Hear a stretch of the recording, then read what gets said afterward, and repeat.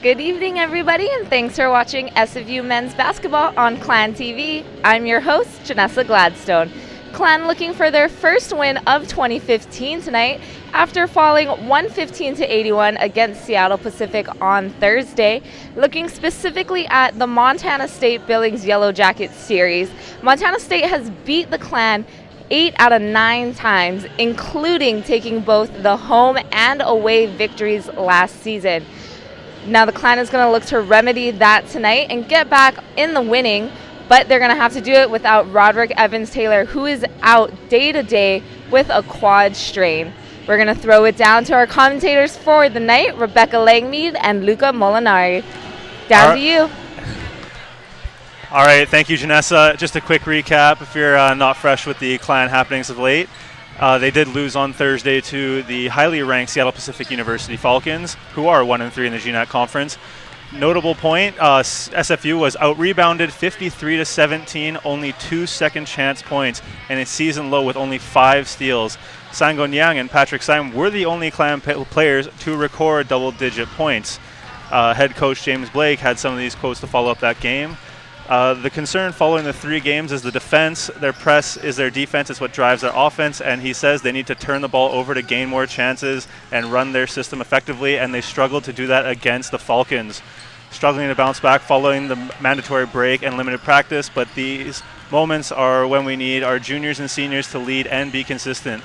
The staff is looking forward to getting some solid and consistent practices with the guys coming week, and aim to be back on pace we had in early December. Those were quotes from Coach James Blake. Now, just a quick look into the opponent. This will be Montana State University at Billings, and these are the Yellowjackets. They are 2-13 overall. They are 0-5 in the conference. They are the only winless team in the GNAC as of now. Their last 3 conference games were all losses to St. Martin's University, Western Oregon, and Western Washington, respectively. Some players to watch for the Billings are Antoine Hosley, Emmanuel Johnson, and Momer Gaderick. So just while we're here quickly, Rebecca, how important is it to get the W versus a team that is winless in the GNAC? It's extremely important for them, not only for not only for their confidence, but just for momentum going into future games. It's going to be extremely important for them to get a win tonight if they want to continue to be successful in this league. But Montana State University Billings is not a team that was going to back down. You know, they had lots of success in the past in the GNAC, and I think that they're expecting to have that same success this year despite their bad luck so far. All right, now as an ex-player, what insight can you give to that holiday break and what the lack of practice can do to a team, and how will it affect the psyche of the SFU players going into this game against a weaker opponent? You know, this holiday break is a tough one. You have to have 7 days off with no scheduled practices, with no coaches, so it's difficult. It's especially difficult if you actually do take all of that time off. However, the Clan has had well enough time by now, 2 games in Alaska, to get ready for this game, so that can't be an excuse anymore. Now, what will they have to do tonight to get out of this slump? I think they're for sure just going to have to look for pushing the ball, doing what they've been doing so far this year. They score very well, they score very fast, and I think that if they can be successful on the boards and on defense, that they'll win this game. All right, just a reminder that Roderick Evans-Taylor is out day-to-day with a quad strain. Back up to you, Janessa. Thanks, guys. We're going to take a quick break, but don't go anywhere because we will be back live from the Western in just a few moments to bring you that Clan Montana State game. Thanks so much. You're watching SFU Men's Basketball on Clan TV.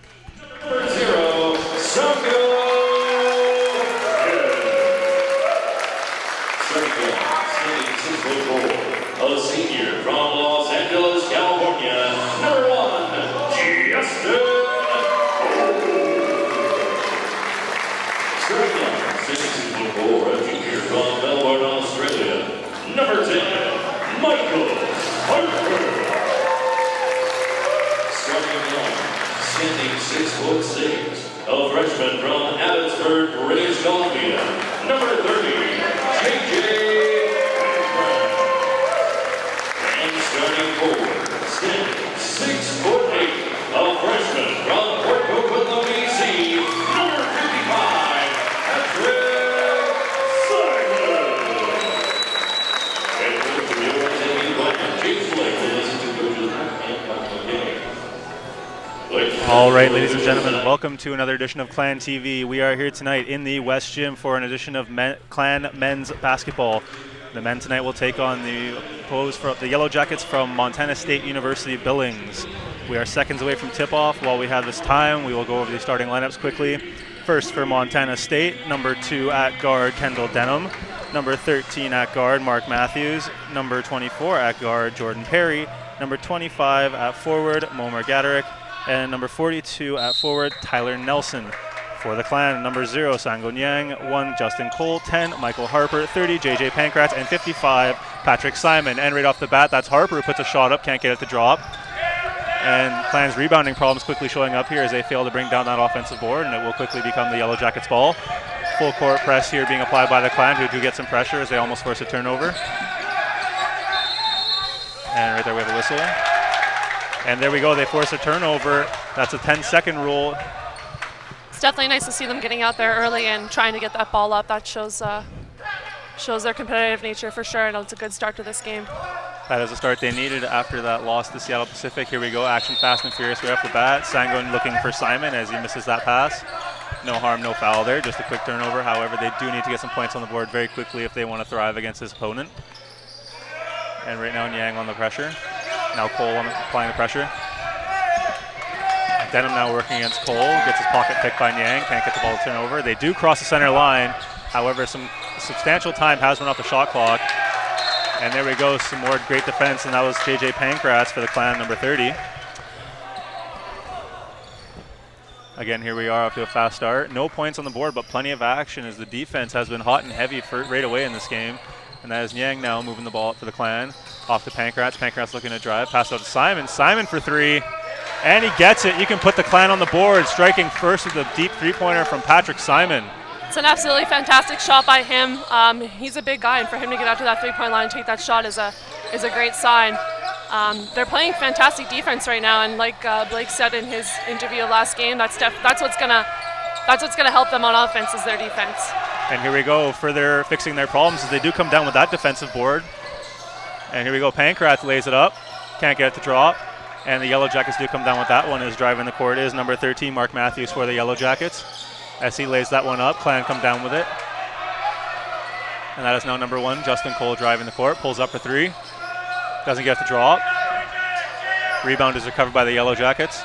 It's a nice double team we're seeing there, and that steal is an absolutely fantastic play there. Michael does a great job of getting those steals every game. And we will have a jump ball, which goes in the way of the Yellowjackets. The Clan here now are going to have a full bench substitution. This might call I'll take out first things first coming into the game. Number 34, Gibran Sawani. Number 50, Denver Sparks guest. Number 3, Daniel DeFlorimonte. Number 13, Matthias Vandermars. And that's also number 44, Hide Voss. Clan with their fast action do have to sub frequently. And Matthias really does a great job of getting his hands in there, but he does have a tendency to reach a little bit too much and draw those fouls. He's going to need to watch himself on that if he wants to continue being a player that's going to get those steals. It is an issue, obviously, if you're going to be running fast action, get your hands in there. Things move a little quickly. It's easier for the refs to blow that whistle, so something the Clan definitely needs to be wary about. And that was number 13, Mark Matthews, going in for the hard drive. Gets that one to drop. And DeFlorimonte looking. He does draw a foul, though. Won't be going to the free throw line. However, he is still getting a foul for the Clan nonetheless. Time to set up on the baseline for an inbound play here. Daniel has been so good this year at penetrating that ball and drawing those fouls, and it's really great to see him doing that this year and ensuring that he gets himself in a position where he can draw a foul or get a basket or both. It is very interesting when you look at this Clan team. Right there you have DeFlorimonte, who is one of the shorter guys in the team, driving the lane, and then you have someone like Patrick Simon, one of the bigger guys, dropping balls from the three-point line, something you typically see the other way around. Just goes to show what happens with this team. And that steal was from number 24, Jordan Perry. And the Yellowjackets here. I believe that was a charge called, and we will have another full bench substitution. And this will be the starting lineup returning into the game for the Clan. You know, that is one thing that is incredibly interesting about this team this year is they're doing a 5-out substitution almost every time. If they're going to be full court pressing each game, they're definitely going to need to be subbing guys in and ensuring that guys are rested and ready to press. This also does show the depth of the team here, because if they are able to substitute the full bench, then they obviously do have some depth on the bench. However, they do give up points there. Or no, they don't. They get the rebound there as Niang moves down the court.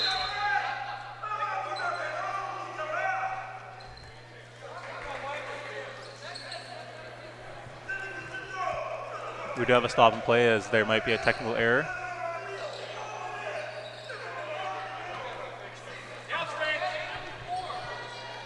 Referees and authorities trying to straighten out what's going wrong here.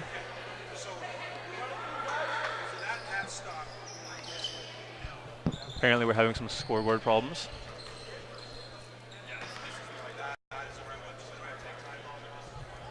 So currently the situation is the scoreboard on the one end of the gym is stopped, whereas the one on our bench that we cannot see is working. So I was right, they did give up points, just didn't appear so because it didn't appear on the board that I can see. Just clearing that up. So the Clan find themselves behind now. Score is 3-4. Not sure what the webcast is saying, but that's what it actually is.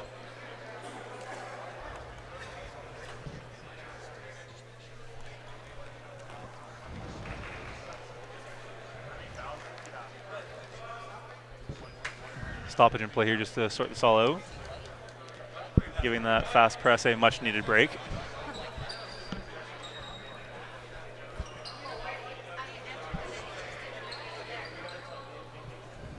I think they're just figuring out right now what's going on. You know, like you said earlier, this team is definitely a diverse team. We have our big guys going out and shooting threes, and we've got our little guys driving. We saw a nice little pass happening earlier. Sango drove, and I believe it was, yeah, it was Roderick who, no, it wasn't. It was 55, and he came forward. That's something that they're going to need to work on a little bit more, making sure that they're driving in, getting those big guys to come out of the key and get out of the way so that our big guys can get up and score that layup. And if they don't do it fast enough, it's just not going to work for them.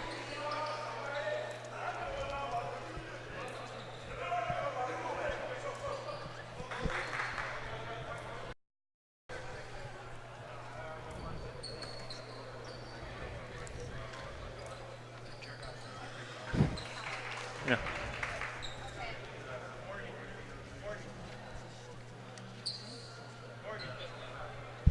All right, just while we have this moment, this webcast is available in HD on our Clan TV YouTube channel. You can find the link on this end the stream, or to the stream at athletics.sfu.ca and through our social media platforms, and they're also on demand after the games. And we'll be throwing it to break while we figure out this technical issue.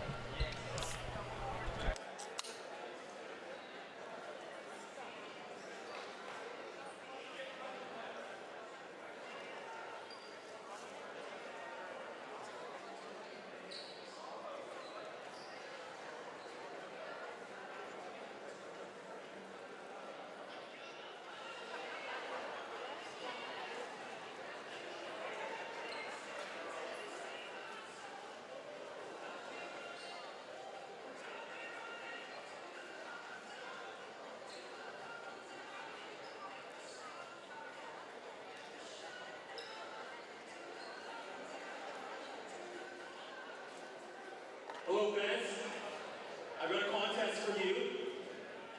I want to choose the very travel fan of the game, but we're going to try something a little different. I want you to hashtag NCAA and post a tweet on Instagram and Twitter. The winner will be announced at the end of the second half. Again, hashtag NCAA, post a pic on Twitter or Instagram.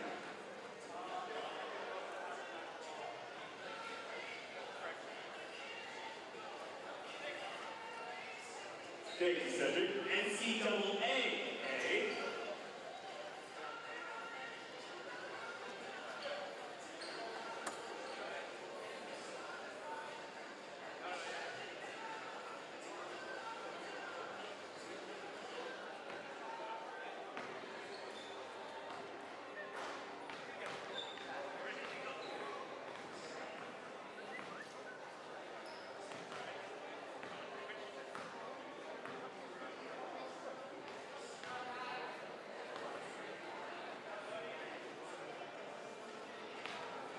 to say that they're back in 3 minutes. They're gonna warm up for 3 minutes.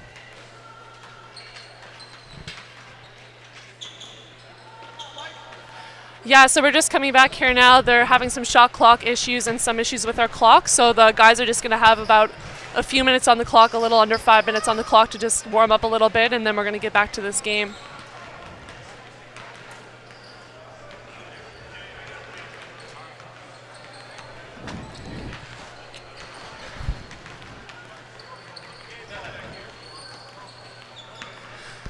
This is definitely an interesting problem to have. You know, you've got a little bit of momentum starting off at the beginning of the game, and then you've got to come back from that.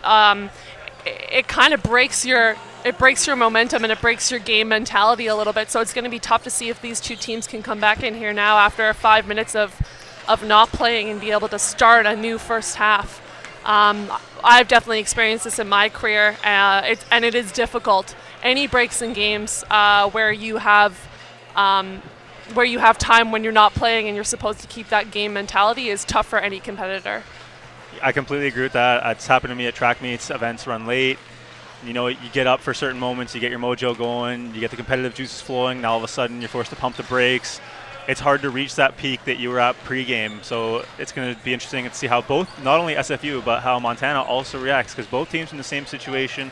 They're both facing a delay. It's all about who can get their mental game back up to strength right away, who can get those competitive juices, get that drive back to where it was, and who knows, this could be a completely different game. Maybe SFU comes out guns blazing, actually hitting shots here, or we could be in for a very interesting ball game here. Already interesting enough, we do have a technical delay, something you don't see very often. So hopefully the performance on the court, not behind the desk, it turns out to be the more interesting points of the game.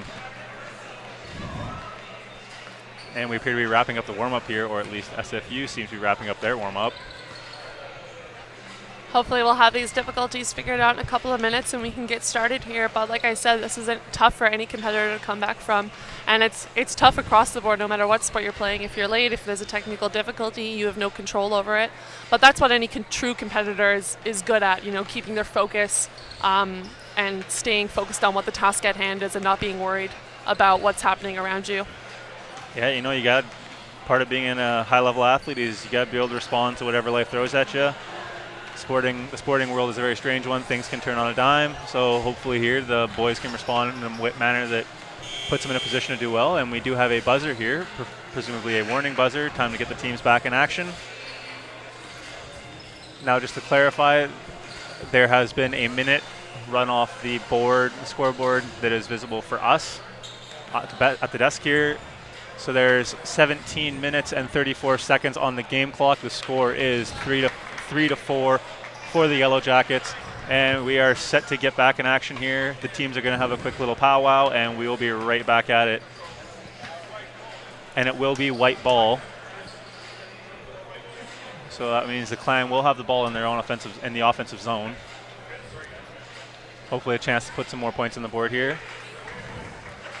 It's nice that was not a very long break, just a few minutes there, so these guys are probably still raring to go. I've definitely had games where I've had to wait 20 or 30 minutes for refs to show up or for the clock to start, which is a lot more difficult. So these guys are still warm and ready to go, and we're just about to inbound the ball. It is white ball, so.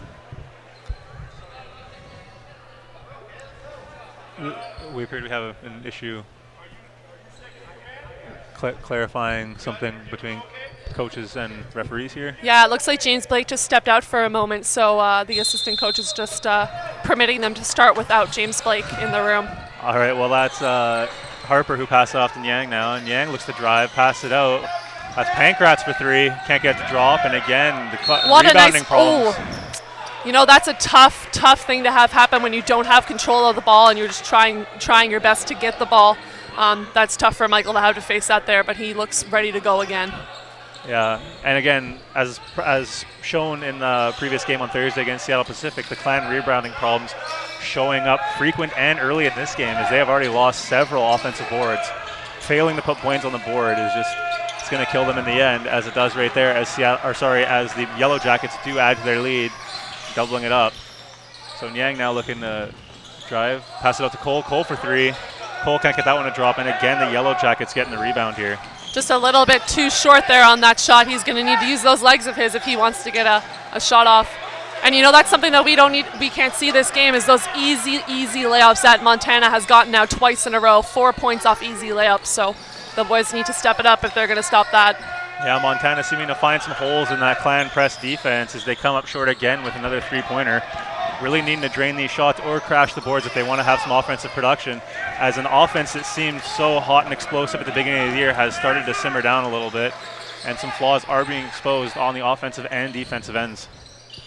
You know, there's no doubt that offense gives momentum to defense and vice versa. These boys are going to need to pick it up on both sides of the floor if they want to be successful.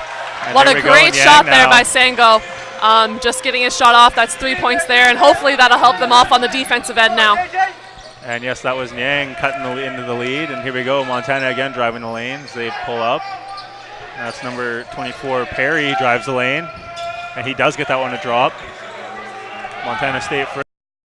And Niang now continues, passes it out to Cole. Cole drives, puts it up, and Cole gets that one to drop. Quick response by the Clan as they cut into the lead some more. 4-point game now. Cole is such a versatile player, able to shoot that in there and get those shots. And again, holes exposed in the Clan defense as that full court press has been cleaved a couple times here with that deep pass to the man waiting under the low post. And there's Niang now with a three-pointer, doesn't get that one to drop, as he does get his own rebound assisted by Patrick Simon. So the Clan doing a better job improving their rebounding skills as Niang makes a good drive for lane and puts that one up. He can put that one on his highlight reel.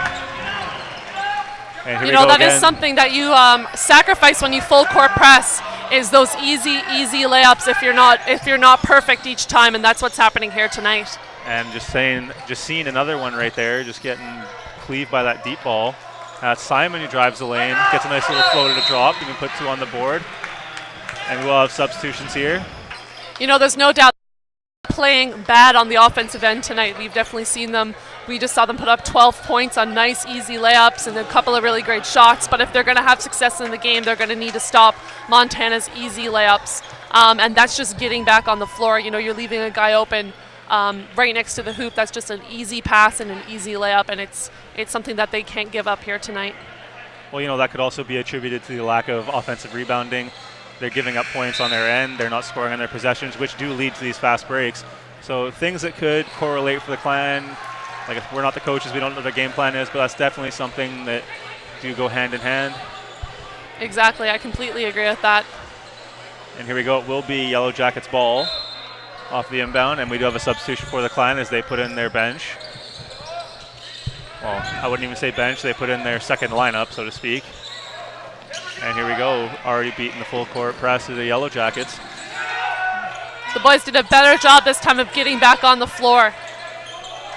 Not only did they do a better job, but they actually slowed it down, didn't give up that easy layup. It's a step in the right direction for the Clan as that shot's up from number 25, Momer Gitarik, and he gets it for three, furthermore extending Yellowjackets' lead. And that one's up from Voss. Voss can't get it to drop. And that's a tough reach there for Denver. It's hard when two tall guys go up for any ball and behind the back is called, but they've got to be a little bit more careful here on both ends of the floor. Yeah, they're just not getting in great rebounding positions. They got to get in front and box people out. Even if they don't get the rebound, just don't let somebody on the other team get it. They got to win their individual battles here to win the whole war. Exactly. And just while we have this break, for the latest news, videos, stats, and more, visit athletics.sfu.ca. And you can also stay connected with us on Facebook, Twitter, and Instagram using the hashtag NCAAA. You know, I can't stress enough how important rebounds are to every basketball game, and Montana is out-rebounding Simon Fraser right now, 5 rebounds. So Montana has a total of 7, and 4 rebounds. Montana has a total of 7, and Simon Fraser has a total of 3. And like you said, it's not just getting back on the floor that's going to win them this game. It's going to be their rebounds. It's going to be their passes. All in all, they just need to clean up their game because like I said before, this offense that early in the season just seemed so explosive and unstoppable has now started to show its cracks.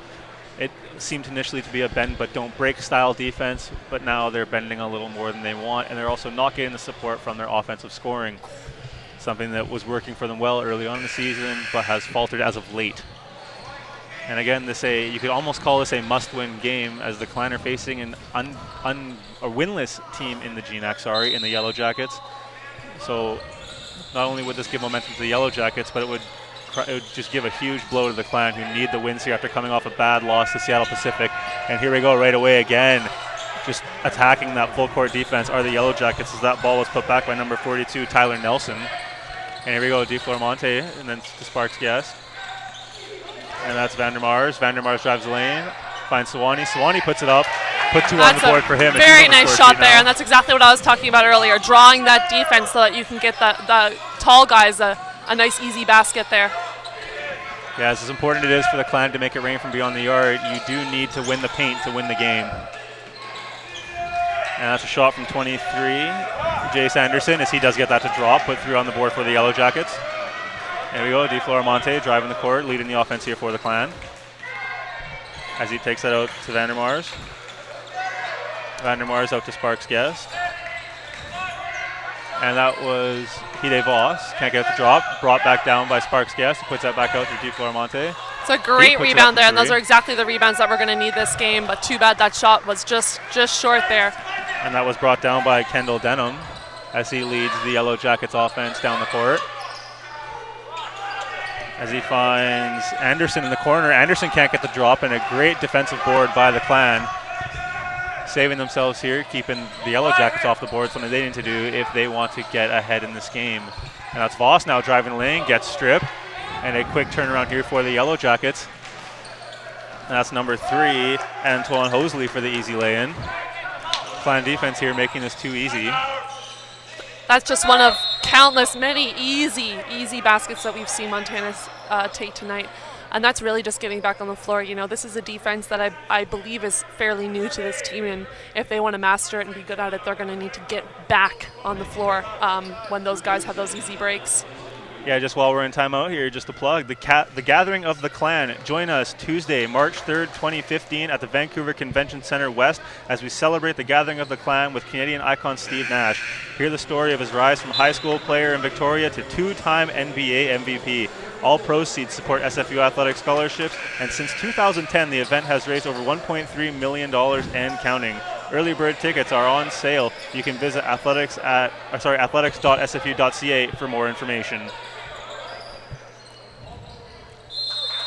And with that wonderful timing, we are now back in the game as Cole inbounds the ball to Niang now. Niang working, gets it out. And that's Pankratz who drives the lane. Pankratz lays it in. Doesn't get the drop, but he does draw the fouls as he will go to the free throw line. Something we have surprisingly not seen much of this game are people going to the line. It still is early in the game, and so far this game has not been exactly successful for the Clan as far as scoring, so it's not surprising to me that they haven't been able to get to the line yet because they haven't really taken that many shots. Which is surprising considering this offense, as Pankratz is successful in his first shot.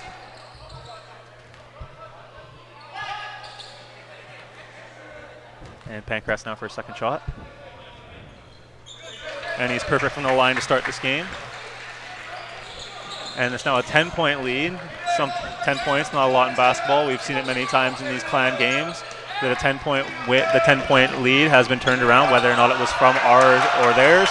And that ball is stripped away by number 10, Michael Harper, as he quickly drives the lane. And he does get the circus shot to drop, bringing the Clan faithful to their feet. We just saw an absolutely fantastic 2 possessions of basketball there for Simon Fraser, getting that steal on both sides of the floor and making it harder for Montana to score and harder for them to get down. Michael's absolutely fantastic at getting those steals, and he just showed his athletic ability so well there, getting that and dribbling all the way down the floor for a nice layup. Yes, it's a great effort by one man here to try and get a spark going that this Clan really need to ignite that offense. As we have seen in the past, they have broken the century mark many times. That ball stolen away by Cole. Cole and Niang. Niang now lays it up, can't get the drop, rebounded by Pankratz. Pankratz draws a foul. Absolutely fantastic. One thing I absolutely love about Simon and Pankratz is their ability to play their role. They're there to get rebounds, and they're there to get the layups, and they do an absolutely fantastic job of doing that so far this year.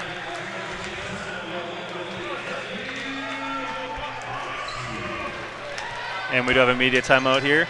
Just a reminder, Clans fans, if you're looking for merchandise or you're looking to get some new SFU swag to start the new year, we're having a winter sale right now. Save over 30% on our winter wear package that includes a hat, hoodie, scarf, and mug. now for only $60. Also, any merchandise purchase over $20 will come with a free water bottle, so don't miss out on this opportunity. Available this week, or you can email tickets@sfu.ca to order yours. Just coming here with some stats here right now. Like I said at last break, the Simon Fraser was getting out-rebounded quite a bit. But now Montana only has 8 rebounds while Simon Fraser has 6. So we've definitely seen them pick it up in the last little while.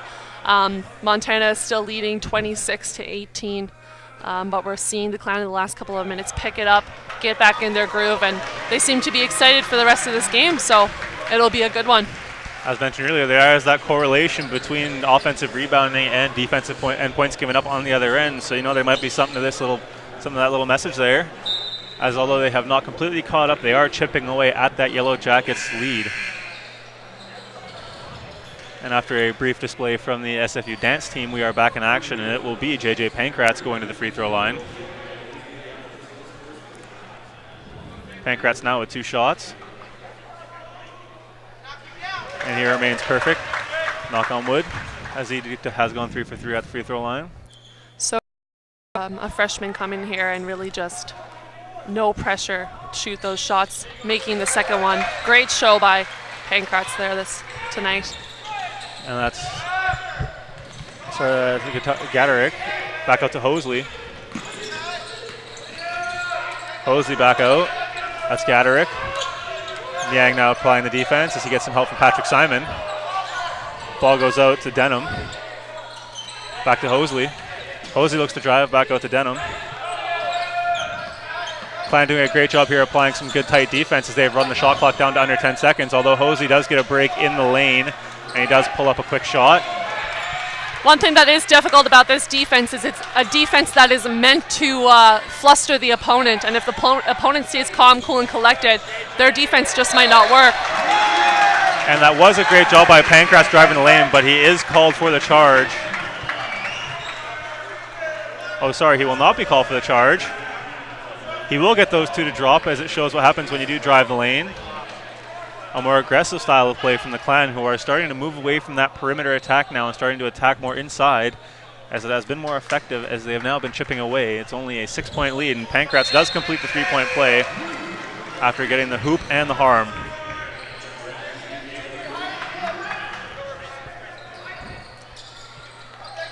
That's Gaderick now to Hosley. Hosley leading the charge for the Yellowjackets. Back to Gaderick, back out to Hosley. Hosley looking to drive the lane. Clan not giving him that easy layup, but that is number 2, Kendall Dunham, who does get the 3-pointer to drop.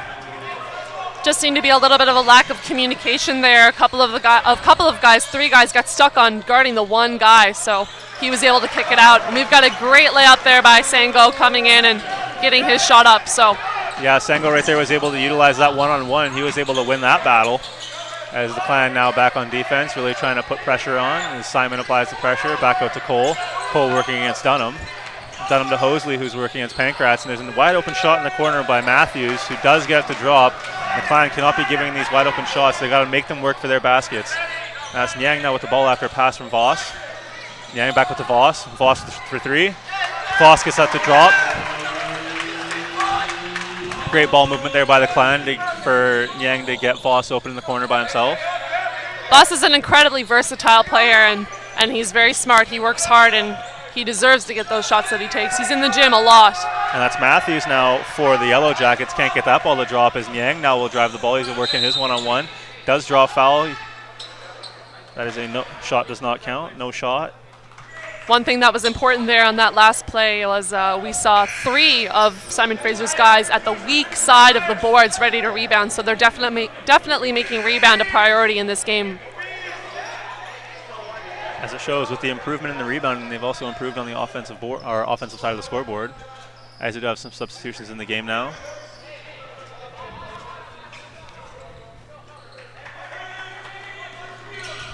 And that will be Niang now.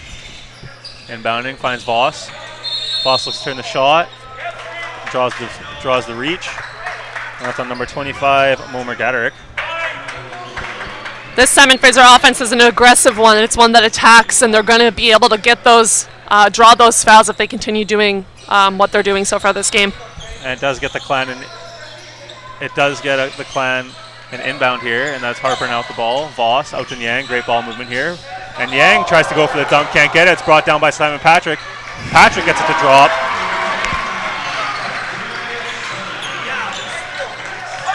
And the Clan looking much better now as their offense seems to have found a bit of a spark. And wide open in the corner, that's number 23 with the shot, Jace Anderson. Again, the Clan making it too easy as the Yellow Jackets are getting uncontested shots from beyond the yard. That's Voss now from beyond the yard. Voss gets it to drop. Quick exchange of three-pointers here by either team. It's almost like watching a heavyweight boxing fight, watching just the two teams go blow for blow. It's not quite that featherweight fight where they're feeling each other out. They're just going straight at each other, just haymaker after haymaker. Definitely giving these fans here on a Saturday night something to watch. There we go, that's Nelson now with the shot. And you've got Michael there drawing that foul and fouling on the offensive side there. It's tough, you know. He's a big player and he's a big guy and he's also very strong. And we've seen him foul a couple of times in this game, and they're all very fundamental, stay on the ground and don't reach fouls. However, it will send number 42, Tyler Nelson, to the line. Clan faithful doing their best to try and get him off his game. Seems to have somewhat of an effect here as the first shot does not drop. They are called free throws, however, they are not let free. They're actually quite difficult, and many points at the end of the game are left at the line. Yes, there's no doubt about it. A good basketball is won and lost on the foul line and on the boards, both offensively and defensively. If this formula keeps up the way this game's working, the Clan may have a better chance at closing that gap as they go 0 for 2 at the free throw line, giving the Clan a chance to cut away at that lead. As Niang now with the ball just from Justin Cole. Back out to number 50, Sparks Guest, who finds Voss in the corner. Back out to Cole. Cole's wide open with a shot. Cole gets it to drop. Put 3 on the board for the Clan. Where it once was a 10-point lead, it's now down to 1. Just like that, the Clan have found a spark to ignite their offense. That was absolutely fantastic passing on the part of the Clan. You know, Voss had it. He did an incredibly great shot fake. Was able to draw a couple of defenders. We've got Cole coming now. Cole goes up, makes a nice easy layup. And where there once was a 10-point lead has now been erased, and the Clan now have the lead as they're going to have to try and keep it. Do draw a turnover on the defensive end, giving them a chance. The Clan have definitely got the momentum right now in this part of the game, and that is why they have been doing so well so far in this game. You know, they started off rocky for sure, but they've gone right back into it, playing their game, playing strong, playing quick, and they're doing an incredibly good job of playing together as a team so far. This middle section of the first half here, the Clan have been absolutely on fire compared to their slow start, and that's Hide Voss with the three-pointer. Voss gets it to drop. Clan offense now looking much more explosive, more so to what we're used to seeing from the Clan as they were early in the season. Really trying to eradicate that loss to Seattle Pacific, and they are coming out with a vengeance here. However, and they don't get the foul, or sorry, they don't get the basket to drop, but it appears that the Yellow Jackets will be going to the line. And that foul is on number 13, Matthias Vandermars.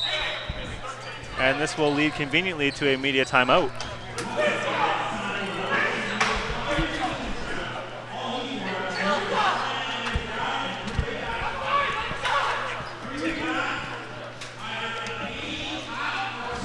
All right, just so everyone knows, this isn't the only basketball action going on right now. The women are playing at Central Washington right now, and the score was 37-26, last we heard.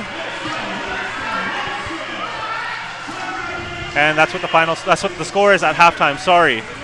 So that's the women's team. The women's team are in action at Central Washington, so there's also another score to keep your eyes on.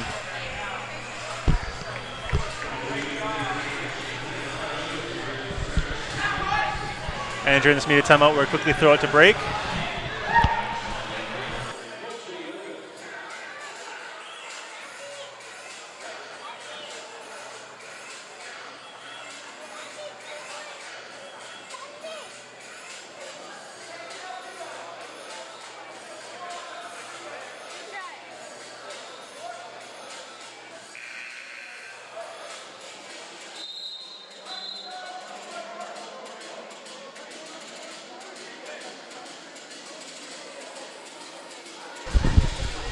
All right, and we are back after the media timeout. Just a quick recap for you. The Clan have absolutely exploded offensively as they have really taken charge of this game, forcing turnovers from the Yellowjackets. Their style of play really quick and frustrating, as it shows in the mistakes being made by the Yellowjackets. However, they are at the free throw line right now. Quick recap from the free throw line. They went 0 for 2, which was number 42, Tyler Nelson. And continuing that trend is number 13, Mark Matthews, as he misses his first shot. The Yellowjackets now 0 for 3 from the free throw line, again leaving points at the line. And here we go, second shot's up. And again, no good. Clan really making good here as they are frustrating the Yellowjackets. And that's Dustin Cole right now with the ball. Cole looks to drive. Failure of communication right there as he looks for Sparks Guest, who zigged when he should have zagged. Just one misstep and an otherwise great part of the game right now for the Clan. Hopefully it does not slow their momentum, knock on wood. But as of now, they've been looking great. And Sparks Guest getting a little overzealous with that defense there as he's caught out of position and reaching. And it will draw a foul. However, the ball will still stay in the defensive zone of the Yellowjackets. Yes, we've seen that twice tonight from Sparks Guest, and he's going to need to keep his composure on defense and keep his hands to himself if he doesn't want to draw those fouls. And on cue, he is pulled from the game in favor of number 55, Patrick Simon. Just a quick substitution right there. And here we go again, that full court press in full effect. And again, doing a great job here of not giving up the easy layups. They're really making them work for everything they do, moving the ball down the baseline here. That's back out to Denham. Denham with the shot, and he can't get that to drop, and is brought down by the Clan, who are actually crashing the boards. This new attitude of crashing the boards is really showing on the scoreboard. And here we go, Patrick Simon, the big man, makes a break for the hoop. However, he does not get it, as the foul apparently occurred on the ground. We've got a foul there being called on 42 for Montana State Billings, and the Clan will take the ball. And we actually see that they're going to have 2 shots here now, and possibly 1-1. I think they're in bonus right now. Clan in bonus right now, 1-1, meaning if they get 1 guaranteed shot. If he gets the first shot, he will get a second. So right there, Clan continuing their trend of being perfect at the free throw line, something they hopefully can continue. Knock on wood here, don't want to jinx them. And Simon now with the second shot, and he drains it, adding to the Clan lead. A revitalized Clan offense here. And no, not giving up the easy layup. Frustrating the Yellowjackets offense. They do force a turnover. And we have substitutions now for the Yellowjackets coming into the game. Number 3, Antoine Hosley, and number 24, Jordan Perry. That's Hide Voss now passes off to Simon Niang. Niang now looking to control this offense for the Clan as he leads it up court rather quickly. Passes off to Voss. Voss to Pancratz. Pancratz down low back out to Niang, who's beyond the yard. Niang does a little shake, puts up the 3, doesn't get it, and is recovered by the Yellowjackets. And right there, another excellent display of defense. However, they do not get the drop, and an easy layup for the Yellowjackets, as that is Hosley who can get 2 points. And here we go, Niang now will get back as he looks to respond quickly. And it's back out to Pancratz. Back out to Cole, who's deep. Cole with the good move, puts it up, can't get the drop, and again brought down by the Yellowjackets. Montana now moving the ball up court quickly, trying to match speed with speed. And that's 24, Jordan Perry. And he overthrows his man, and it will be Clan ball. There's no doubt here tonight that the Clan have frustrated the Montana State Billings Yellowjackets, and they are just throwing the ball away here a couple of times. It's going to cost them points. It's going to cost them their momentum, and it's good to see these guys getting out here and playing tough tonight, playing their game. And as Rebecca said, Montana's mistakes costing them points, which has been true on the scoreboard as SFU has been able to come back. And that's Niang out to Patrick. Patrick looking to drive the lane, goes up, can't get the drop, and that's put back by Niang, who gets the crowd on their feet. You know, that was a great job there by Patrick. He is a big body and he's a big guy, and he can really get in there and get those easy baskets. And it's nice to see Sango, you know, using his athletic ability to get up there and get that shot off. But too bad that they had that little bit of a reaching foul there on the way back. It would have been nice for them to have stayed clear of that foul, just come down the floor and come back fouling in this game is going to be a little bit of an issue here today. I can already tell. He had a bit of a Balotelli-esque celebration on that one. All he was missing was the shirt tear. Yes, for sure. And the Yellowjackets finally with some success at the free throw line as they do sink their first shot of this 1-for-1, giving them the second shot. And that is number 23, Jace Anderson, who's at the free throw line. His second shot is up and good. The score now is 45-41 for the Clan, with just under 6 minutes left to go in the first half. A half that started off slow for both the Clan and the Yellowjackets, but is quickly picked up as Voss has the ball, puts it back out to Niang. Niang looks to drive the lane, pulls up. Gets called for the push-off, and it will be Yellowjackets' ball. It's a foul there on Sango, and they're calling it a push there for him. So he seems to be a little bit in disagreement of that, but he's ready back here now to play defense. Well, you rarely find players who completely agree with refs on calls, but either way. Very rarely do you find players that agree with refs. And here we go, Yellowjackets, 2 men behind as that one gets put back easily by number 32, Luke Adams. The Clan now reverting back to giving up easy layups, something a tendency they have to eliminate if they wanted to have a better chance in this game. As again, another offensive foul, this time committed by number 55, Patrick Simon. No points on the offensive end, and the Clan will be put to defense. Only a 2-possession game now, and we will have substitutions. Justin Cole coming back in the game, and number 3, Daniel DiFlorimonte. Like I said earlier, Patrick Simon is a big guy, and has the ability to get those easy shots if he wants them, but he's got to be careful to how he moves his body when he does that. And the Clan back on defense now. Did a great job of not giving up that easy job down the lane. Not getting beat by the long passes. As Cole takes the charge, draws the offensive foul, and the Clan will get the ball back. No harm done to the scoreboard.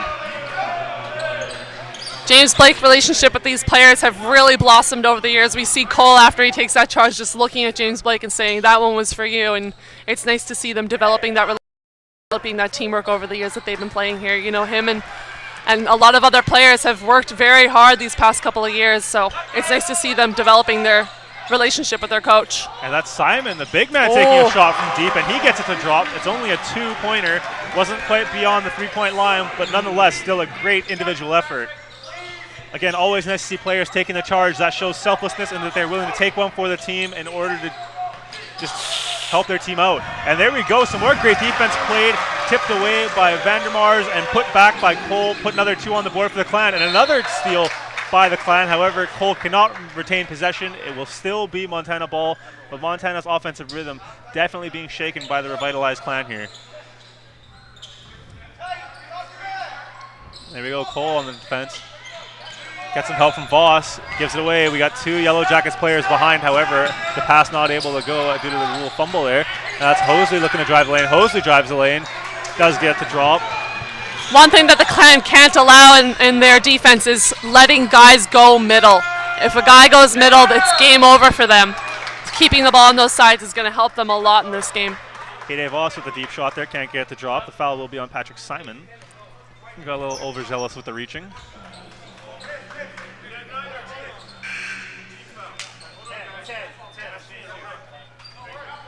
And it will send number 32, Luke Adams, to the free throw line.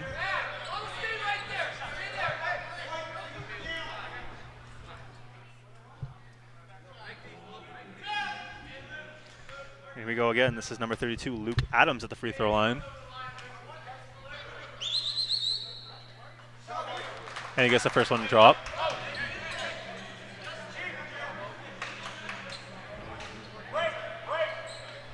And coming into the Clan is number 34, Jabran Sawani.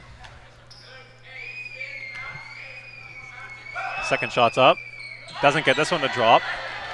Remains a 3-point lead for the Clan. That's Hide Voss with the ball. Hide looks to put it up, doesn't. Gets it over to Vandermars. Vandermars to DiFlorimonte. DiFlorimonte looks to drive the lane. Look at the little guy go. He doesn't get it to drop, though. And I don't say a little in a bad way. It's just in perspective, when you're on a basketball court, not over 6 feet, it does make you look a little shorter. And that's, can't get it to drop. That's number 3, Antoine Hosley.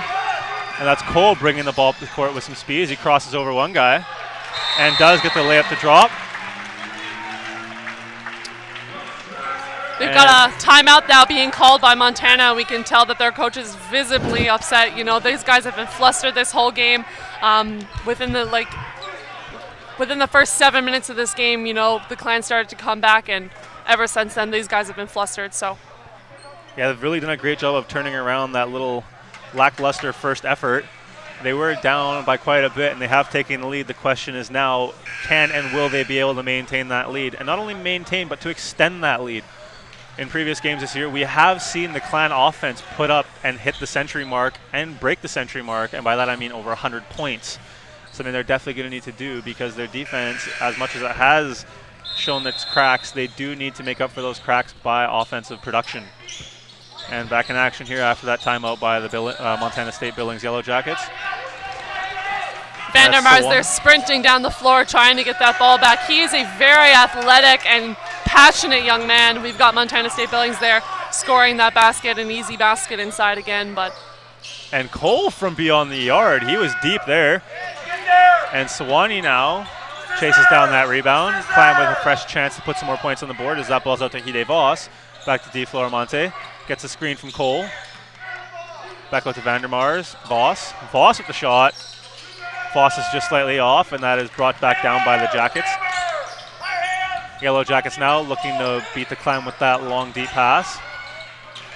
And that's Hide Voss on the defense there. Sewanee looks to go up, and that's number 13, Mark Matthews with the shot.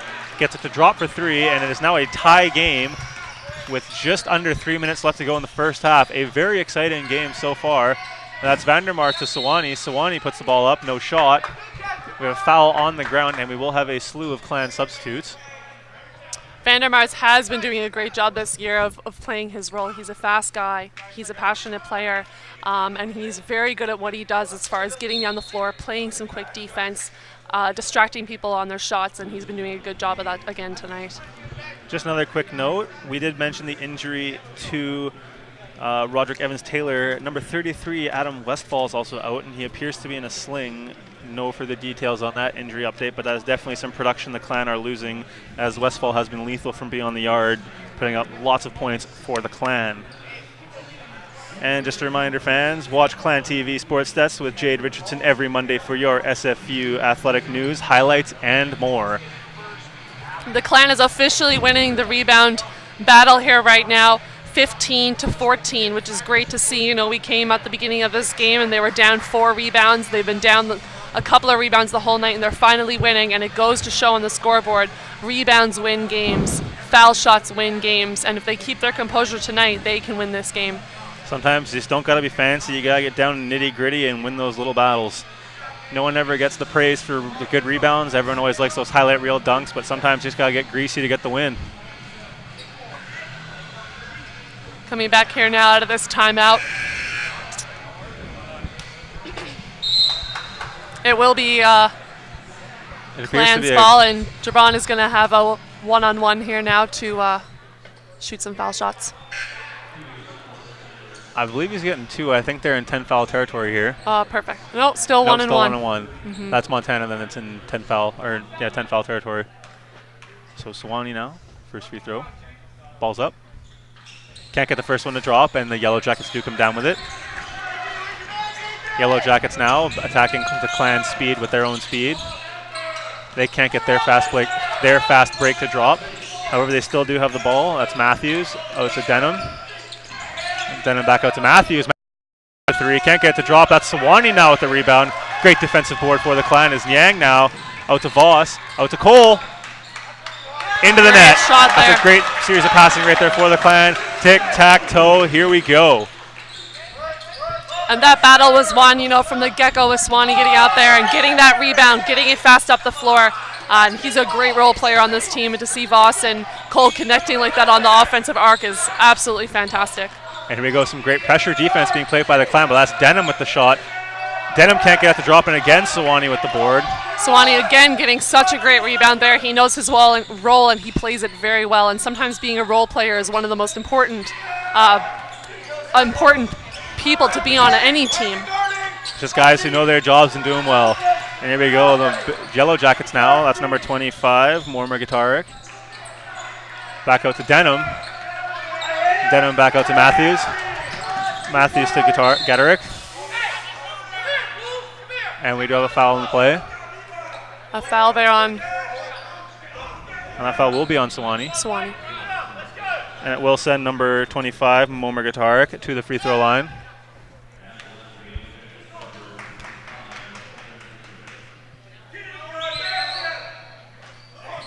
All right, and that first shot doesn't drop. Montana State still leaving points at the free throw line. These are valuable points in a tight game like this right now. These are when, in games and like tight games like this, it's when you really have to look at those missed free throws, because those are the ones that add up that could have made or break the game. And right there, they do make that second free throw, and that was number 25, Momer Gitarik. That's Hide Voss to Sparks Guest. Sparks Guest can't get it to drop. However, it will still be Clan ball. Yes, there's definitely been games, like you said, where I've looked back and realized that the 15 points that we lost on those free throws could have won us a game. So there's not to take those free throws lightly at all. Those are important shots to make.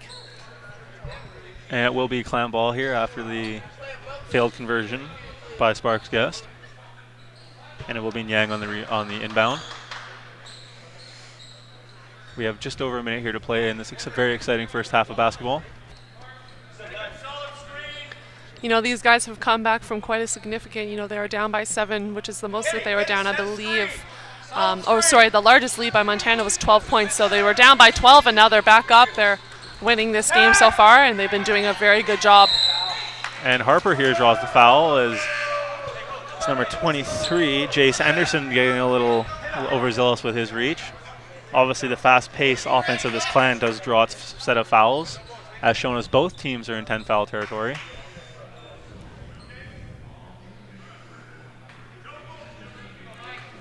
Harper now taking his first shot.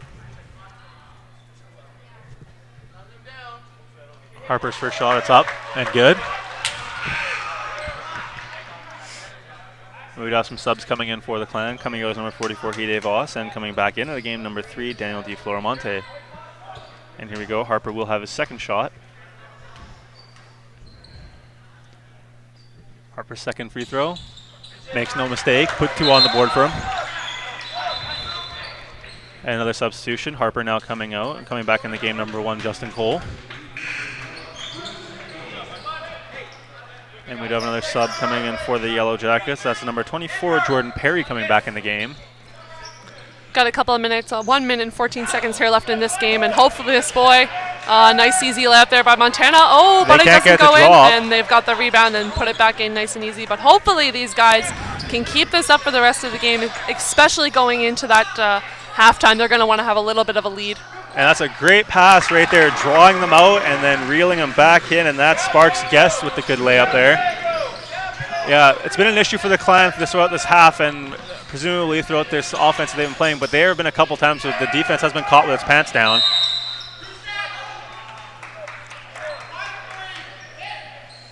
And there will be a foul on the Clan, which will send the Yellowjackets to the free throw line. We saw Daniel there struggling a little bit to get back to his man, and he ended up fouling him in the end. So it's a tough place to be in when you're trying to don't foul from behind is definitely a rule that these guys should live by. And that's Perry's first shot, and that is good as he cuts it down to a 3-point lead now. A couple lead changes right here at the end of this.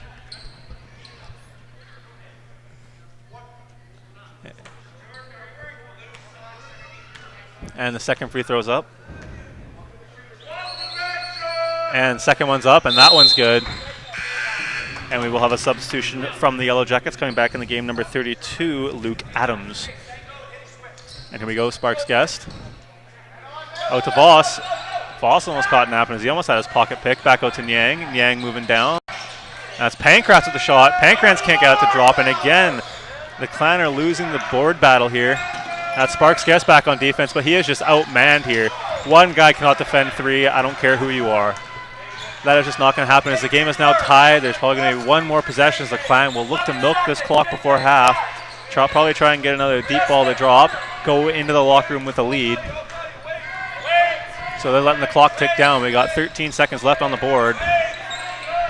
Just looking for one last chance. As Niang drives the lane, Niang puts it up, can't get the dunk. However, they will get the ball with 4 seconds left as the Yellow Jackets couldn't come down with it, and we will have a last-minute substitution here from the Clan.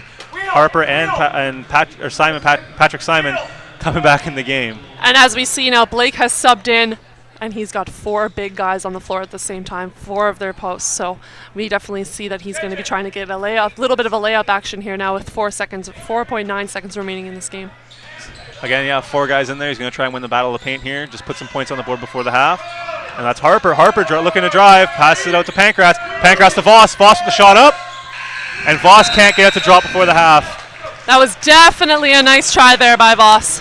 And after a very exciting half of basketball, we will throw it to Janessa. Or not yet. In time.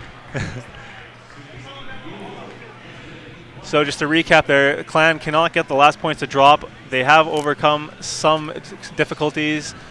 The game is tied going into the half. The score is 58-58.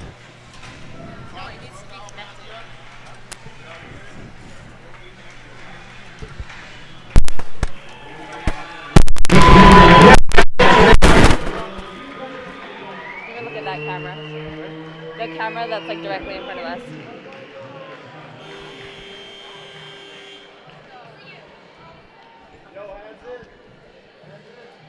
All right, so I'm here with Coach. Coach, we've seen that you guys have been really pushing and getting some really athletic turnovers and being able to convert that into points. What does that do for the momentum of the game? Well, that's the style we play. We play fast. We want to get up and down. They're playing our tempo, which is not what happened 2 days ago. So we're happy with the style. We got to fix a few things defensively, but overall we're happy. And now boards. We always talk about the boards. Crashing the boards a lot harder tonight. How important is that going to be to get the victory in a close game like this? That's huge. That was our focus, is putting pressure defensively and rebounding. And we're doing that so far. We got to keep it up. I think we can do a better job offensive rebounding, but defensively we're doing a lot better job tonight. All right, thank you and good luck.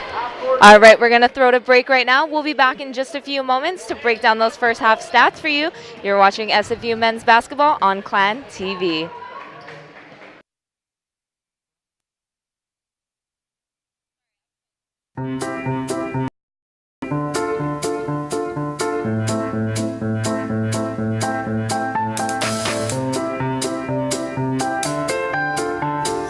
It takes something really special to pause life, even if it's for a moment.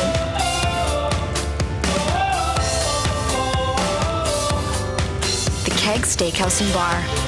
Great food, great conversations. We'll see you tonight.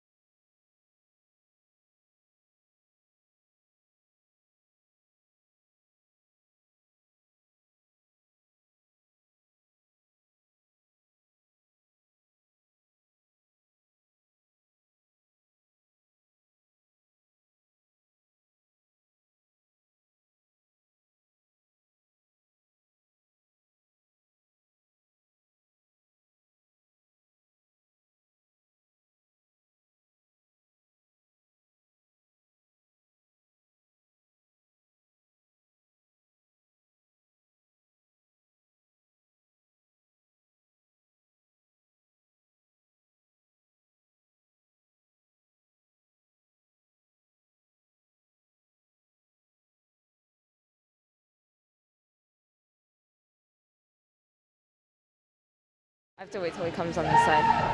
I'll ask him if he wants.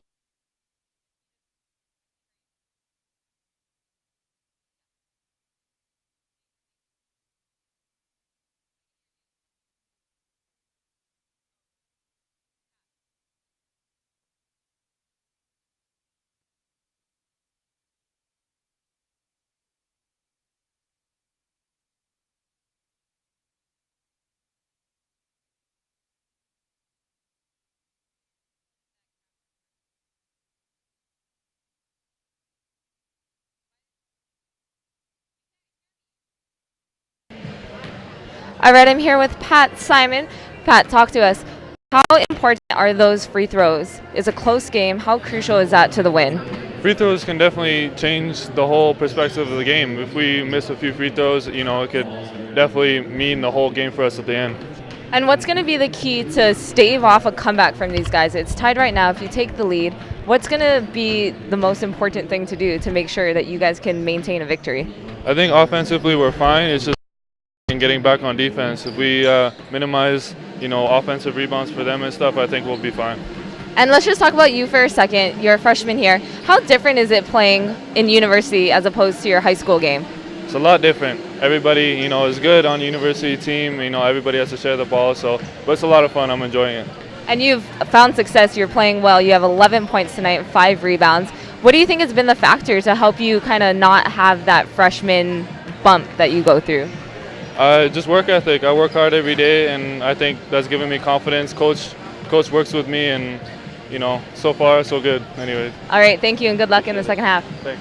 All right, we're gonna throw it back to our play-by-play and color commentators, Luca Molinari and Rebecca Langmead. Guys, what do you have in store for second half? Well, second half, they just got to do what they've been doing towards the end of that first half. If you look at this like a wish and a star, things they need to do and things they've been doing well. When they were rebounding well, when they were winning those battles, the game was going in their favor a lot better. So that's one thing they definitely need to do, both offensively and defensively, especially offensively. As we said previously, in that Seattle Pacific matchup, they were lacking on the offensive zone in the rebounds. Like I said, they were out-rebounded 53-17 and only 2 second chance points, meaning they only won when they only converted off a rebound probably once. That is a stat that nobody wants to have. It means that you're just losing the big battle in the paint. As we've said before, you need to win the paint to win the game. And it just shows here. And as I said previously, free throws. They have to stay good on the free throws. If they start losing them here, they can't afford to leave points on the line. This game is tied going in already. And just how that first half ended, we can only expect so much more in that second half. Yeah, exactly. Patrick Simon just said it all. He said it's going to be rebounds and it's going to be getting back on defense, which is going to win them this game. They are winning the rebounds right now, but not by much. And if they can get a good lead on rebounds and continue their foul shots, they will have a very good chance of winning this game. And if it may sound biased that we're talking about winning the battle in the paint, you are dealing with a former center on the women's team and a big man from a different sport. So we're going to have our tendencies here, but still, nonetheless, it is what they need, because obviously you can't score points if you're not getting the ball, and they just need to do a better job here. Doing a great job finishing that first half off. Very excited to see how they come out in the second half. Obviously, halftime.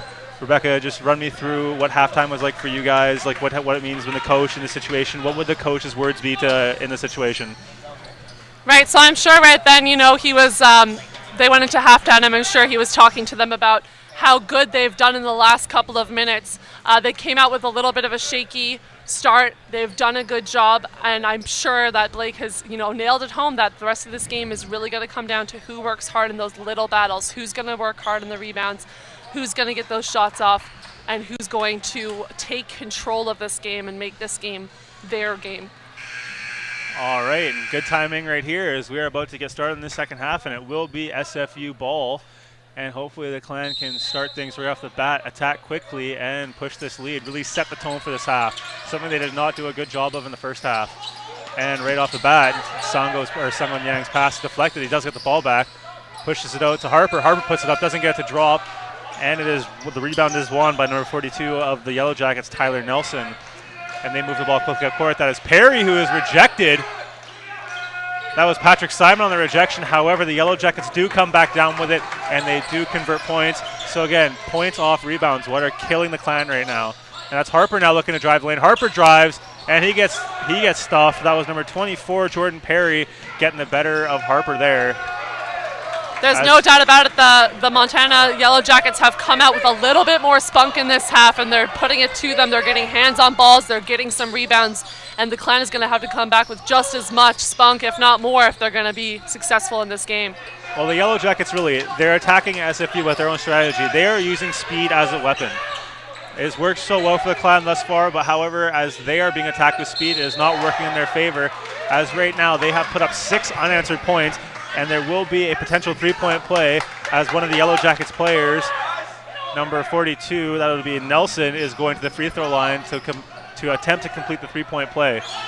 There's no doubt about it. The Yellowjackets are an incredibly fast team. We have number 2 on the Yellowjackets, Kendall Denham, and he is a very fast and smart player, and he's been getting the ball to those guys tonight and getting them those open shots. And we've got number 42 here for the Yellowjackets, missing his first foul shot, but has the ability to take a second one. Well, he is getting that second one because there was a shot violation called on the SFU rebounders here, which does hurt them because what would have been no harm done on that third point now comes around and bites them, as it does count. And in a game like this, each little point counts. Don't let it fool you. As Cole comes back to respond quickly. Bit of a circus shot down the paint. Not letting this funk last too long as they're attacking right away. And here we go now.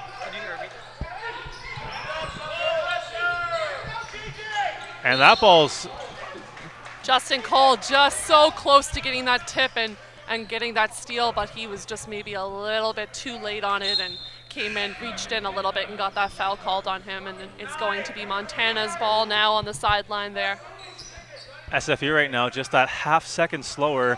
It shows on the scoreboard and on the foul sheet as they have just been a little too slow to catch up to those fast breaks of Montana, and a little too slow right there as Cole got in there a little too late to draw that foul.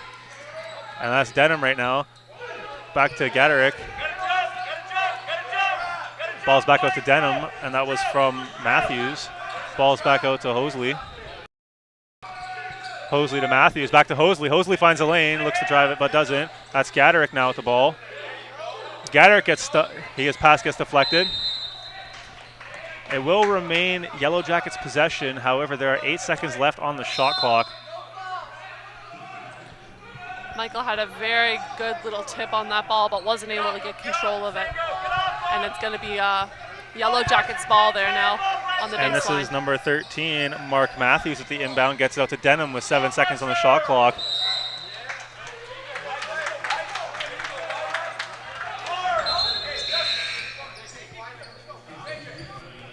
All right, and right there, one player zigged and the other zagged, leading to a turnover. It is Clan possession. It will be Niang now moving the ball up court. Moving the ball up with some speed, makes a move, drives lane. Doesn't get that one to drop. And Simon caught out of position, can't make the rebound. And great pressure being applied by Niang and Simon. However, the pressure is broken, and that's Pankratz, the lone man back. They don't give up an easy rebound. Justin Cole goes up. No shot, though. Ball's up for 3, and they do get it. That's number 25, Momer Gaderick. And here we go now, Harper. Harper moving the ball up court. Clan looking for a full bench substitution. Second line coming in. And that's Cole now with a move. Cole gets the ball up, can't get it to drop. And again, no one to be seen in the paint.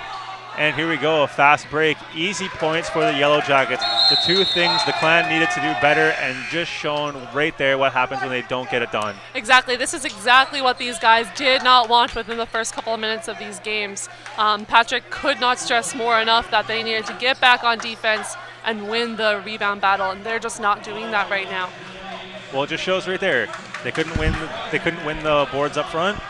They got beat back defensively, gave up an easy layup. That has been the winning formula for Montana, and it is something that the Clan really need to work on because they cannot give up these points. These are points that come easily.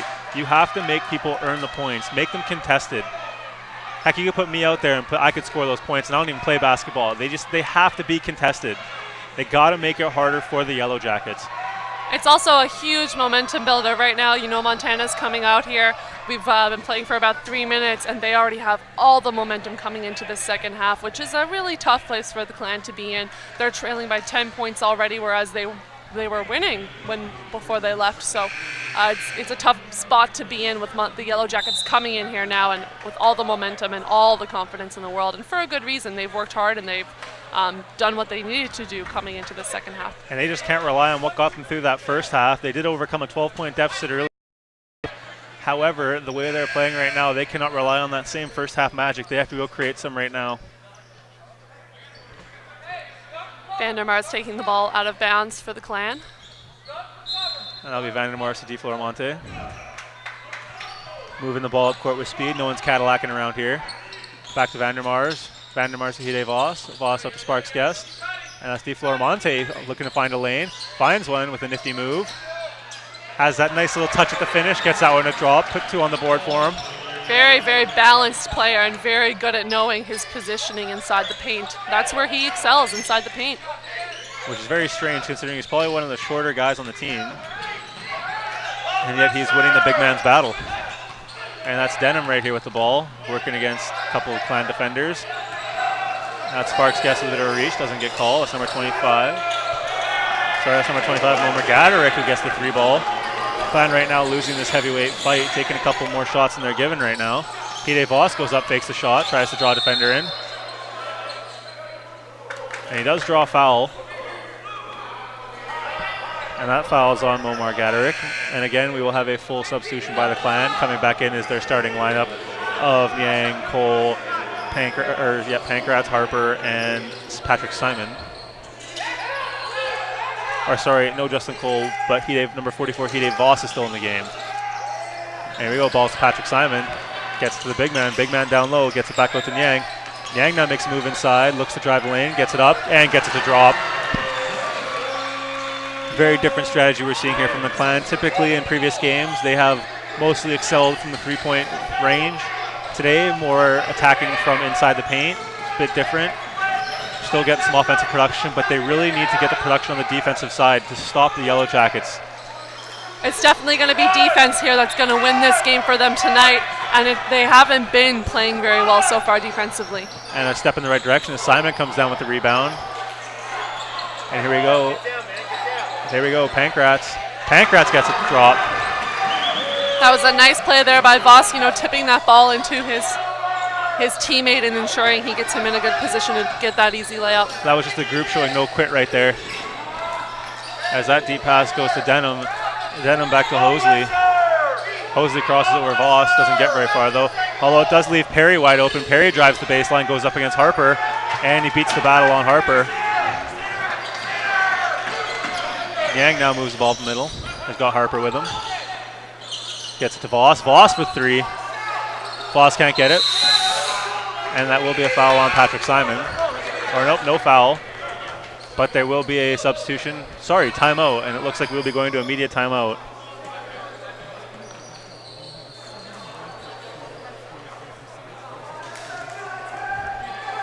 Just a quick little pointer here. The Montana State much more efficient with their shots, shooting over 70%, while the Clan only shooting around 40%. And it's showing on the scoreboard here as they are ahead. The Clan really needing to tighten up their game on both ends of the floor. If they obviously, game works, got to score more points to the other team. But they also need to do a better job. If they're not going to score as much, they really need to put an emphasis on defense here. Because they're only shooting 40%. They got to restrict and limit that 70% being shot by Montana State. Absolutely, and it's also just goes to show how easy it has been for the Yellowjackets to score in this game. They've had nothing but nice, easy layups. They have had to work a lot less harder than the Clan have had to work for their shots, which just makes them have more energy to contribute to other parts in their game, while the Clan seem to be struggling a little bit here. Coming out of this timeout now, we've got the Clan actually trailing in rebounds and in points. Montana leading 24 rebounds, Simon Fraser 22. Montana leading in points with 75, and the Clan are down to 66. And as previously mentioned, it's those easy baskets, and it's about contention. They have to make them work for their points. That's not what they're doing right now, when it shows. The Clan giving up way too many easy baskets, whereas they're being forced to make the tougher shots on the other end, and that's something they really need to do defensively. And it will be Yellowjackets ball. And that's Perry now. This is a defense that they have been sticking with and that they have been working hard at, but it doesn't seem to be working too well for them in this game, and the Yellowjackets have been getting very easy shots off of this hectic defense. However, it does hold this time. They don't give up that long pass. And that's Sparks Guest working defensively. Gets the ball to Hosley. That's Nelson. Easy shot in the paint. And that's number 3, Anton Hosley. And here we go. The Clan now looking to counterattack. They really need to hit back hard as they are now down 11 points. And that's DeFlorimonte now driving. Gets it to Sewanee. Sewanee puts it up, and that's 2 points. It's a great shot by Sewanee, but let's hope that these guys don't get themselves in too much of a deficit that they're going to have to try and crawl out of. It'd be unfortunate to see them trailing by more than 10 to 15 points and trying to crawl their way back within the last 14 minutes of this game. That's Perry now back to Denham. Perry, after shaking his defender, however, pass goes astray, and that's Hide Voss with some work. And there we go, some good teamwork. That ball's picked off by Sewanee. DeFlorimonte now with the ball leading this Clan offense, and that's Hide Voss. And Hide gets that one to drop. Put Voss 3 on the board for the Clan. Voss really has been playing an incredible game tonight, getting in his positioning and ensuring that he scores those baskets. He's very good beyond the arc, and he's been proving it tonight. And a great shot there. Deep range, and he does put 3 on the board for the Clan, really chipping away at that lead, something they need to maintain on the defensive end. And that is Sparks Guest.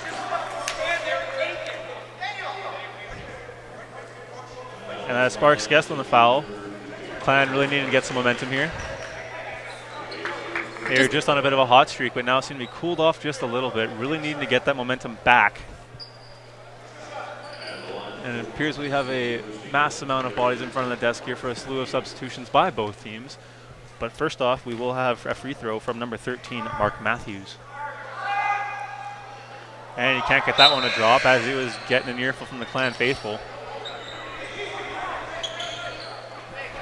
Back in the game, starting lineup for the Clan, with the exception of Hide Voss still in the game, and number 55, Patrick Simon, not in the game. And to avoid those easy baskets, we do have Hide Voss back deep. Or sorry, no, he's trying to get an offensive zone. So they do have the deep man plus the guys all rebounding there on the other end. As that shot does not drop, 0 for 2 at the free throw line. Again, those points that could make the difference in the end, and the Clan do have the ball offensively. That's Harper looking to drive a lane, gets it to Cole out. You see the Yellowjackets getting their hands on a lot of balls here tonight, and the Clan are going to have to sharpen up their passes a little bit if they're going to avoid those turnovers. Thanks, Rebecca. And that's Voss now with the shot. He can't get that to drop. Tipped by Harper, but it is recovered by the Yellowjackets. Over and back there, called on the Yellowjackets, and it will be Clan's ball. Just a poor decision there. He could have waited. He had the time. Favorable to us, but you know, that's just a mistake you can't be making at this level. And it will give the Clan the ball down by 6 now. Doing a good job of chipping away at that deficit. And it will be Colt and Niang now. Niang moving the ball. If it were up to the Yellowjackets, they might want to keep the ball away from Voss, who has the hot hand right now. And Yang will draw the offensive foul as he gets a little overzealous driving the paint. He lost control of the ball there in the last couple of seconds and was not able to draw the foul, I suppose, as he had expected because of losing that ball. Either way, the Clan probably want to get the ball in the hands of Hide Voss, who's on a bit of a hot streak this half, hitting a few three-pointers, really chipping away at this lead. And that's Cole to Harper now trying to play some defense. You know, this has been a very interesting year from the Clan, coming at the beginning of this year and beating Western Washington, and now really struggling against Montana. It's tough to see them kind of struggling in games like these that they really should be doing very well in. It's almost as if they kind of peaked too soon. Like the hype around that game, it was the doubleheader, it was the Terry Fox night, and the women had just beaten Western Washington before. It was a very emotional night. Crowd, it was like, I have never seen a crowd that was like that at the home crowds in terms of numbers and energy. Right now, obviously, you can't rely on those kind of things, but all in all, they just took that. And that was a great play there by number 30. Pankratz just kept his ground and took that charge very, very well. And it's going to be Clan's ball here now. I think they're calling Pancras for a block, not a charge. Wow. Yeah. Coming back on their original call there. And it will send number 25, Momer Gaderick, to the free throw line. Sorry, it was a three-point play. Got the bucket to drop. No call for the charge. You got the hoop and the harm. Very interesting sequence of events right there. That's Niang now. Back out to Pancras. Pancras makes a move to the middle, finds his lane, takes his drive. Can't get it to drop, but does draw foul. Pancras making up for his mistake there on defense on the offensive side of the floor, and he's going to go to the line to shoot. And that foul is on number 32, Luke Adams of the Yellowjackets, and it will send Pancras to the free throw line. Got a 9-point deficit right now they need to overcome. And his first shot's good, making good on that first shot. Nice shot there by JJ. They really need that second shot. Just chip away at this lead however they can. Doesn't matter where you get the points as long as you get them. And he does get that one a drop, completing, going 2 for 2 on that free throw session. And a late horn, but no result, as Justin Cole will apply the harsh, strong defense. And the Jackets drive the lane. Try to draw the foul, don't get it. Clan forces turnover, no harm done. And Sango Niang now driving the lane, can't get it to drop. We will have a foul on the ground, however. He will not be going to the line, but it will remain Clan ball. See, more plays like that need to happen for the Clan. They need to actually turn the ball over without giving up points. That's exactly right. They've been doing a good job here tonight on hustle, but not a great job here tonight on smarts. They're letting easy baskets go, and they've really got to kind of center themselves, do what they're good at. But they have been doing a very good job of drawing fouls and getting fouls on the floor and getting that ball back in their possession. Yeah, smartening up is a good point because they're not winning their typical slugfest style of play.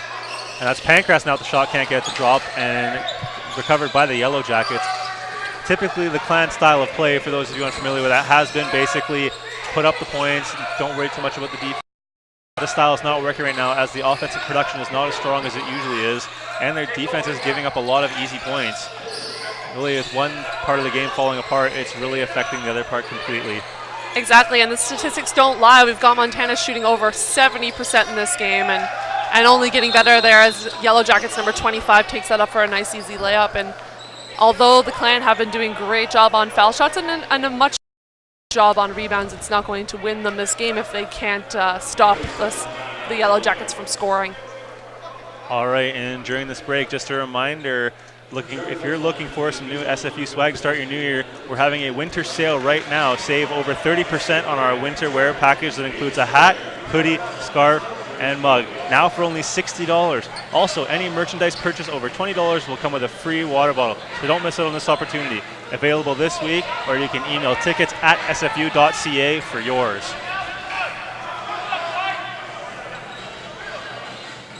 And it will be Clan ball coming in this timeout called by the Yellowjackets.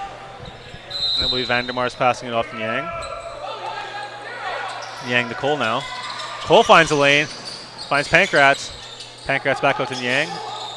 Niang out to Voss. Voss with the shot. Voss is short. And again, losing the battle to get that ball back. And the ball goes in the hands of Anderson. Anderson driving the lane, finds a spot, gets it back out. That's Momerick. Or Guitaric, sorry. And good defense there being played by Voss on Perry.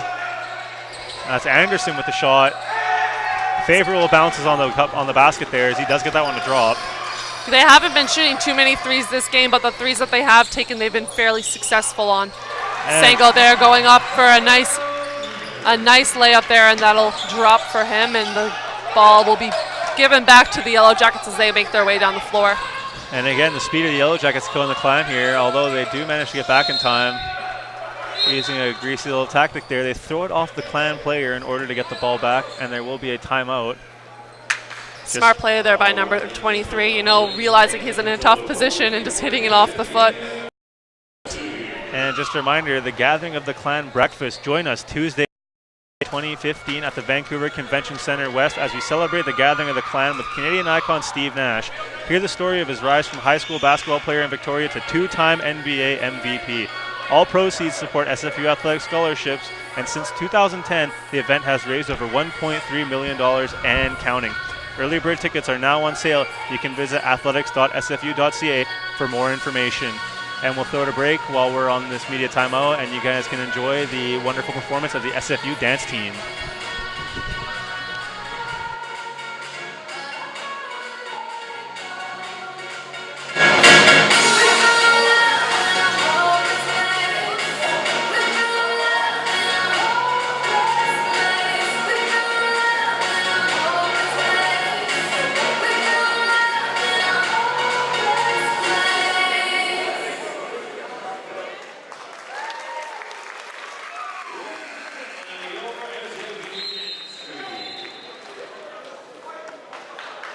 All right, after a nice little performance by the dance team, we will be back in action here.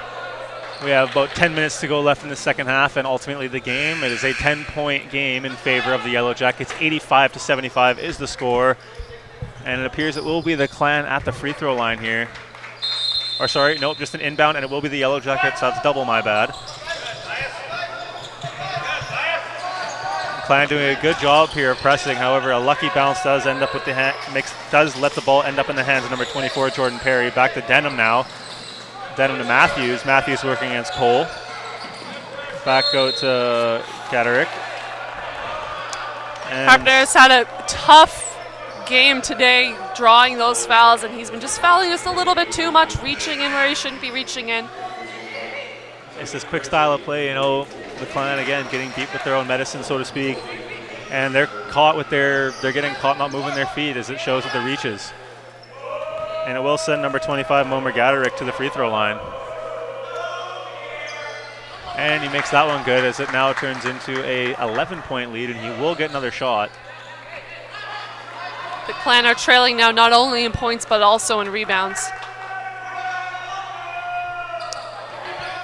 And Yellowjackets number 25 sinks that last shot. And that's Niang now. Shots from Cole. Cole gets the shot to drop. Cole gets that one to drop, cutting into that deficit. However, he will get called for the block as opposed to the charge. It will be Yellowjackets' ball, and Cole will take the foul. The Yellowjackets are going to go to the line again with number 25 shooting. And that's Momar Gaderick shooting, who just went 2 for 2 on his last series of free throws. Not the kind of guy you want to send to the free throw line. Exactly. So he does have the 1-and-1. They are in bonus territory here. And he does get that one to drop. He will get a second one despite the valiant efforts of the Clan faithful trying to get him off his game. And second shot's up. And he does get that one to fall as well. Just a beautiful looking shot. And that's Hide Voss now. Back to Niang. Sango Niang from deep town. Doesn't get it to drop. Great job of rebounding by Tyler Nelson, just taking his man right out of the equation. Something the Clan desperately need to do if they want to have a shot in this game still. And that's Denham now with the ball. Yellowjackets taking their time a little bit more as it's out to Perry. Perry looks to drive the lane, can't find a spot, gets it back out to Matthews. Matthews back out to Gaderick. Out of bounds there, called on the Yellowjackets, and it's going to be the Clan's ball here at the end of this court. Something they desperately need to do. Again, they're not winning the slugfest the way they usually would just by exchanging blows. They really need to avoid taking some blows here while still managing to deliver. And that's Voss. Can't get that one to drop. And again, rebounding an issue for the Clan as they do get another one taken away. And that's Denham now working against Pankratz. And Pankratz gets beat. And Perry with the fake shot gets away from Voss. That's Denham again. Denham almost has his pocket picked by Niang. Denham is an incredibly quick and smart player here. You see him shining through tonight and getting the ball to some really easy shots inside. He's been doing a great job. And Gaderick looking to take the charge, doesn't get it, and it will be 2 points for the Yellowjackets. And a team that started off so hot to start the season is now potentially going to be, they're in a bad spot against a winless team in the GNAC. Sango driving in there and having a charge called on him. This has been a tough night for him as well. You can kind of see the wheels starting to fall off the bus here for the Clan. They really need to either go to a mechanic or just get it together, because they need to put those wheels back on the bus and get going the way they were in the first half. They need to find that magic they had before.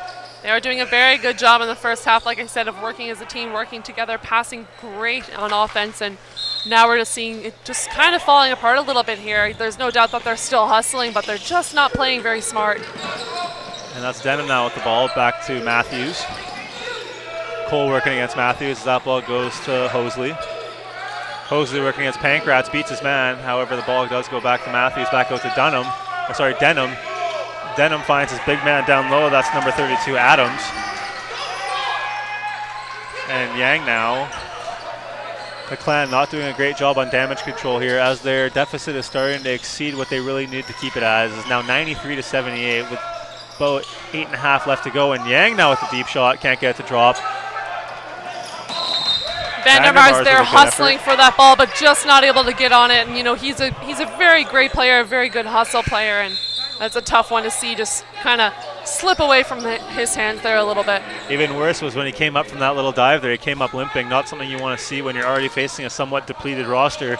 Again, number 33, Adam Westfall, is out, as well as number 5, Roderick Evans-Taylor. Clan can't afford to be having too many injuries. As that ball is stripped, that was a great job by Cole and then put back by Sparks Guest. Great little series by the Clan there. Those are the little momentum builders that they're going to need tonight if they want to win this game, you know, getting those balls on the floor, ensuring that their teammates get good, nice open layups and open shots. They just got to do whatever they can to fire themselves up and the crowd to some way get the energy going their way. And they're not going to be doing that when they do something well and it's just countered by something right away by the Yellowjackets. Pankratz out to Sparks Guest. Back to DeFlorimonte. And that's to Cole. Cole with the deep shot. And Cole misses his mark by quite a bit.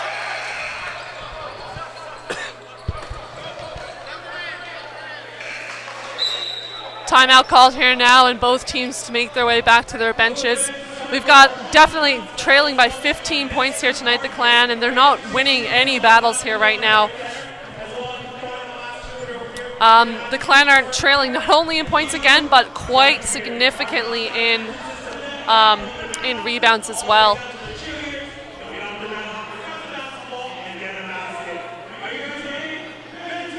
All right, we have a final score update from the women's basketball game. Unfortunately, they could not pull off the win over Central Washington as they lose 66-54. Hopefully the Clan men here can salvage a day in athletics for Simon Fraser in total, as the women, and hopefully the men do not face that same fate.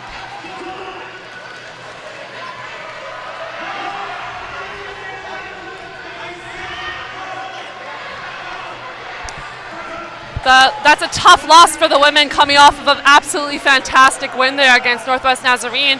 And Bruce Langford is actually just one win away from beating Allison McNeil's record of most wins or wins within the Simon Fraser arena. And you know, it's a tough thing to have happen. You come off of a great win and all of a sudden you have such a hard loss, actually scoring a little over half of the points that they were able to score on Thursday. Yeah, that's a tough one to take, but you know, like I said, or like there's always going to be another game. Well, not always, but they do have more games on the schedule, chances to make those wins up. They are a strong team. They just got to get over a couple little bumps and they'll be fine. Definitely. Just like what the men here need to do, they need to get themselves over some bumps.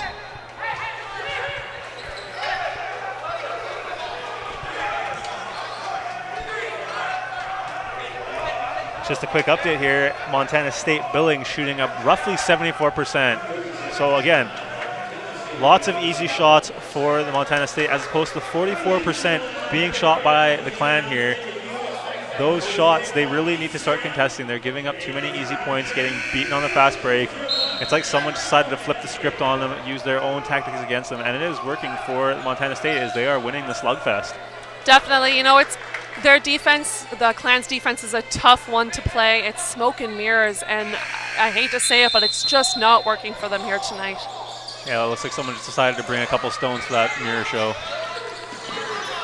And that's Cole now working defensively against Denham, and now it's Harper working against Gaderick. Gaderick back to Denham. DeFlorimonte doing a good job working against Denham. Playing a little bit better defense here now, and Daniel just tripping there and unable to get back to his man. And some good deep play there, stripping the ball from the Clan now really needs to start getting some unanswered points here. Need to string some offense together. That's Patrick Simon now looking to drive the lane, gets a spot, can't get to drop, almost comes down with his own shot, but it is recovered by the Yellow Jackets, who will make an offensive series here. And that's stripped by DeFlorimonte, who catches him stumbling. Justin Cole now with the ball. Cole can't get it to drop, but he will be going to the free throw line. The Clan needing some inspiration at any point here. Take it from the free throw line, either way, they're points. That foul is on number 3, Antoine Hosley of the Yellow Jackets, and again, it will be sending Justin Cole to the free throw line. There's no doubt about it. The Clan have been doing a great job here tonight of getting to the line and shooting their foul shots, but you know, it's just not going to be enough if they can't stop the Yellow Jackets from scoring. The Yellow Jackets are, like you said, 74%, and it's just too high, scoring those easy layups inside.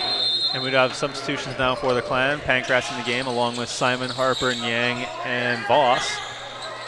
Voss now with the ball, passes off to Harper. Harper looking for a lane. Harper finds a lane. Can't get to drop, but does draw the block, and this time he will be going to the line. Good job there on Harper, getting his positioning early and ensuring that he draws that foul, and he'll go to the line to shoot 2.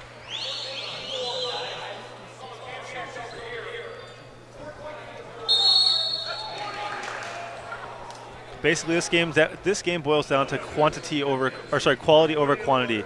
SFU may be taking more shots, but Montana is getting more to drop. They are shooting 56 from beyond the yard versus SFU's 28. So again, their typical slugfest style offense not panning out for them this time due to their lack of converting. They're just not converting. Definitely, like I said earlier, you know, the Montana hasn't had many shots from beyond the arc, but the ones that they have had have been good. Michael there taking his first foul shot and making that one. He'll shoot again. And then he gets that conversion of the foul shot.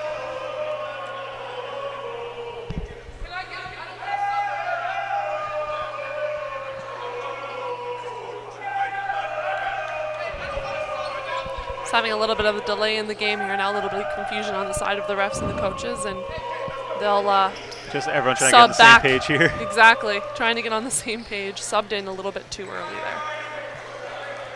Hopefully everything's all set up so we can get this game back underway. Some exciting basketball.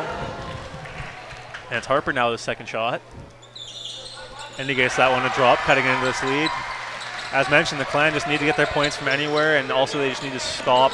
They need to stop the onslaught. That is the Yellow Jackets offense at this point. Foul there called on number 25 and that's Gaderick now. Jackets. Great job by the Clan defense. Really needed to go on a hot streak here. They cannot be giving up points. They need to keep it going here. Like I said, the Yellow Jackets needed this win tonight to continue to ensure that they wouldn't be the only winless team in the GNAC, and they're doing just that tonight, and the Clan is just not answering back to what they've been doing so far this evening. And just errors like that, just passes not meeting their mark, defensive errors, not necessarily laziness, but just failure to catch up. That's what's killing the Clan tonight. It just seems like the team as a whole isn't working as one cohesive unit, which is something with this style of offense and defense they definitely need to be doing. As Denham right now is working against Harper, who passes it off to Matthews, who is working against Simon. That goes out to Hosley, who tries to drive the lane. Can't find it. That's Matthews with 4 seconds left, looks to drive the lane. Cole, who is ready to take the charge, doesn't get it, and it will end up with as points for the Yellow Jackets.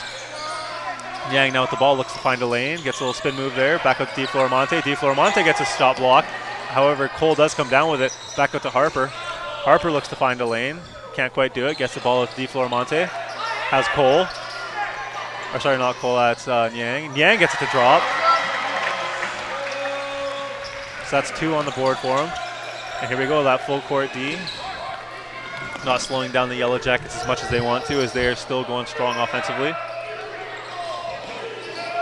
And good D played there, but a foul called on number 55, Patrick Simon. Patrick Simon there just needing to keep his balance for just a second longer. I think he's maybe taking a step back and let himself lose his balance there. And that was the 5th foul committed by Simon. He has to now spend the rest of the game on the bench watching. Heartbreaker for the Clan, as Simon has been a very productive player for them.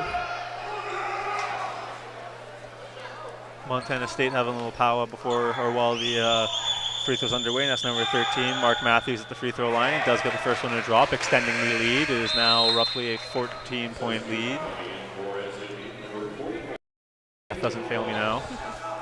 We've got Voss coming in here now for Daniel, and he's going to take his spot on the low block there for this last free throw.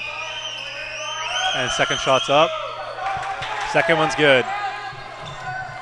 Montana just 1 point away from the century mark, something the Clan have normally done with ease in most of their games. However, Montana just seems to have their number tonight. Although Cole does get that one to drop, the kicker now is, can the Clan stop the offensive production of the Yellowjackets? Because ultimately they can score as much as they want, but they need to stop them defensively. Exactly. You know, the Clan have at one point averaged 126 points per game, and in these last couple of games they've barely broken the 100 mark. Tonight it just seems to be falling apart on them, allowing Montana to just take those easy layups and giving them trips to the foul line. And again right there, that was number 44, Hide Voss, who gives up the foul. And also number 42, Tyler Nelson, to the free throw line.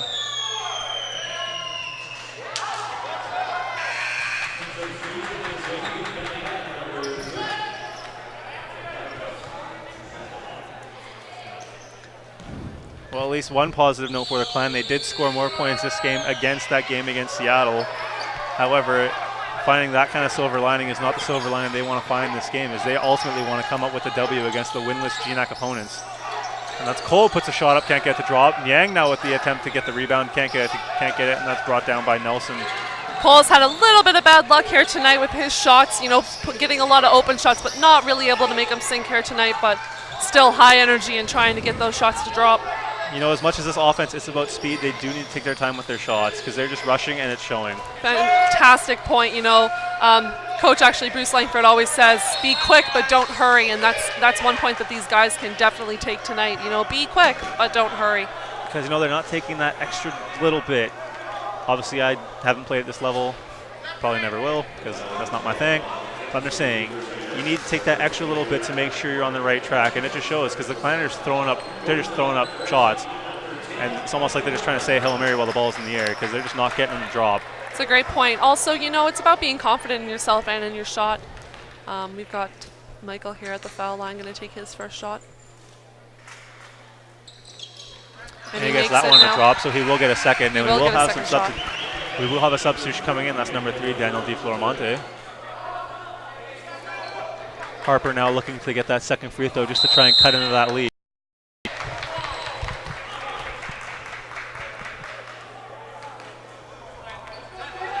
And we got a shot violation.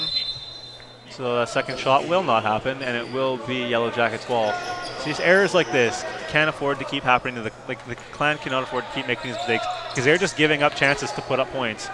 And by doing that, they're giving the other team more chances to put up points, as they do right there. Exactly. You know, there's no doubt that tonight hasn't been a great showing for the Clan. Working hard, but just not able to keep their smarts about them tonight. That's Niang now with the ball as he puts it up from 3, and he gets that one to drop.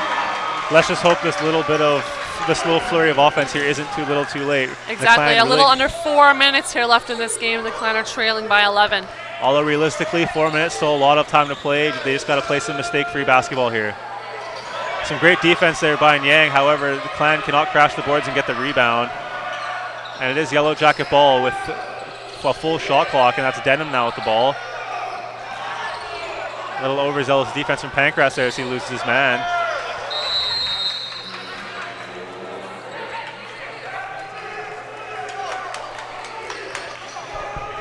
All right, Clan fans, don't forget the season is not over. And there will be games next week, January 5th for the women, January 15th at 7 p.m. versus the St. Martin Saints, and also January 17th at 7 p.m. against the Western Oregon Wolves. Those are both home games, so the women home next week. Now for the men, their next game will be January 15th at 6 p.m. at Northwest Nazarene. Their next game following that will be January 17th at 7 o'clock against Central Washington. Those are both away games. The Clan men will be back in the West Gym January 22nd at 7 p.m. against the Western Oregon Wolves. Some things to follow if you are planning on following the Clan men's basketball and women. Just some statistics here now. Montana is winning the rebound battle. 34-27. Also total points 103-90 for Montana. They've just got more guys scoring here tonight. They've got almost all of their players except 2 in double-digit scores. And we see the Clan here just not able to get their guys scoring. Like I said earlier, you know, the Montana has just such a high shooting average this game. It's tough for the Clan to keep them from scoring if they're just allowing them to get nice, easy, open baskets. And you know, it's like we've said before, it's all about contention. They have to be contenders. They have to make them earn their shots. If you're just going up there taking easy shots, it's showing on the scoreboard. Montana's getting the easy shots, and it's showing. They're ahead by 13 here with 3.5 left to go. The Clan really needing to start getting in the faces defensively. Not getting too overzealous, though, because as soon as you start getting overzealous, that's when you miss guys, then you give them open lanes. They need to stay in control. Control should be their key issue right now, offensively and defensively. Exactly, and the largest lead this tonight by Montana has been 15, whereas SFU has only been able to lead by 6 points tonight. Yeah, and speaking of leads here, the Clan looking to chip away at that 13-point lead, and that's DeFlorimonte looking to drive a lane. Can't get anything, that's back out to Niang. Niang for 3, can't get that one to drop. And again, the Clan being out-rebounded, just losing the ball, something that really should be a point of emphasis for them down the road, because their style of offense just does not work if they're not winning that part of the game. 3 minutes here left in the game now. The Clan are trailing by 13, and Montana is just doing a great job of itching away at that clock and assuring that they are going to give the Clan very little time to score here in this game. And the thing right now, also the Clan are not playing foul basketball, which usually occurs in the last little bit. Try and get the ball back, but you know that deficit's a little too big. 3 seconds left in the shot clock, and that one's no good, but it will give them a fresh shot clock. That's a great rebound there by Cole. Cole really fighting for his team, trying to salvage pride, if anything, from this game. And it will be a reach from number 2, Kendall Denham, and it will send Cole to the free throw line as the Clan are in bonus territory.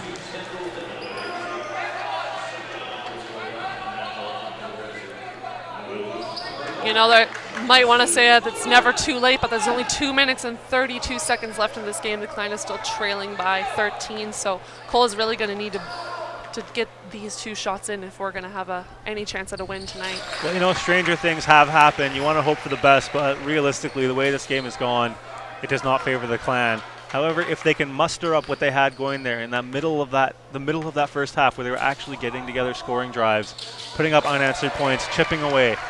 For example, they've just chipped away 2 points. It's still an 11-point game. That's still a couple possessions. And again, right here, the fast break getting beat right away. The Clan cannot afford to give up those points. As Dunham almost gets the ball stripped. DeFlorimonte getting in there, but they can't get the ball away from them. 25 seconds still on the shot clock. Lots of time for the Yellowjackets to milk as that ball goes out to Gaderick. Gaderick can't get it to drop. Great sign for the Clan here as they have a chance to score some unanswered points. That's Niang now driving. He does draw the foul, so he will have to go to the free throw line and try and get those points. Would have been nice to see him get that basket, get the chance for the 3-point play, really try to chip away more points all at once. But you know, like I said previously, you get them where you can.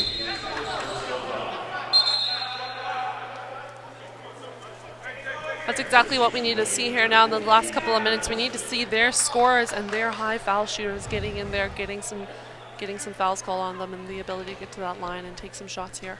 Yeah, and it will be Niang at the free throw line. First shot's up. Gets that one to drop. It's now a 10-point lead for the Yellowjackets. Don't go anywhere, Clan fans. If you're still here, might as well stick around. 2 minutes left in this game. Looks like it's about to get very interesting.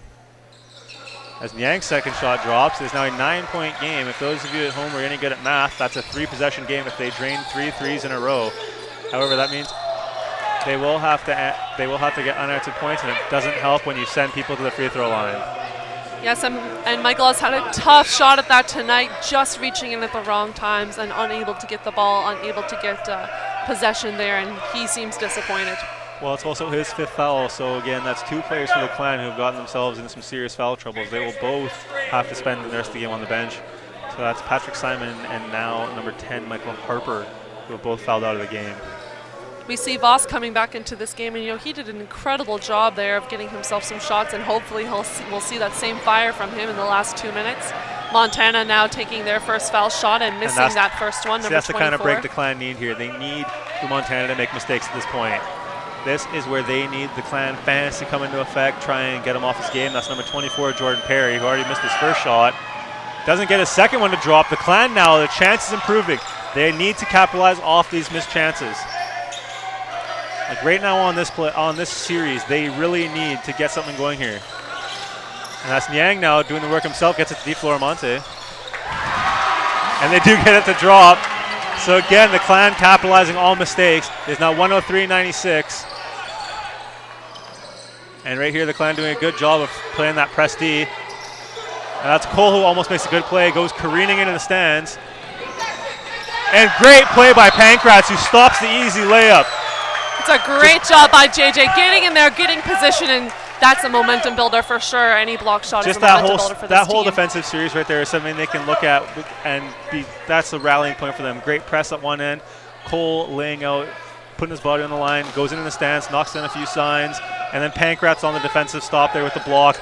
This is what they need to galvanize them here. Only 1 minute and 31 seconds left in this game now, and now the Clan are playing. Yeah, now they're playing the fouling brand of basketball.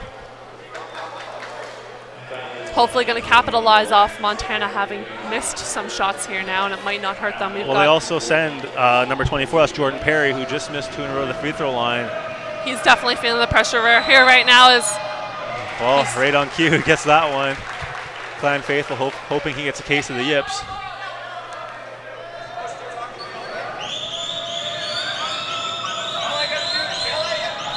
And that second one's up.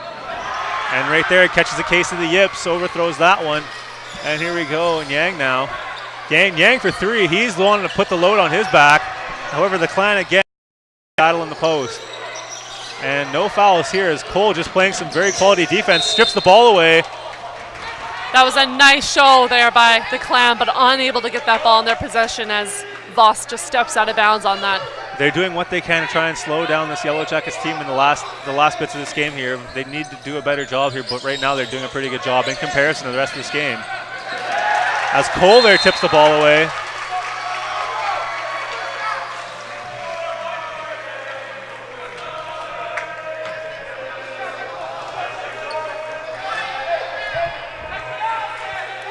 All right, and it will be Clan ball here. It'll be DeFlorimonte now.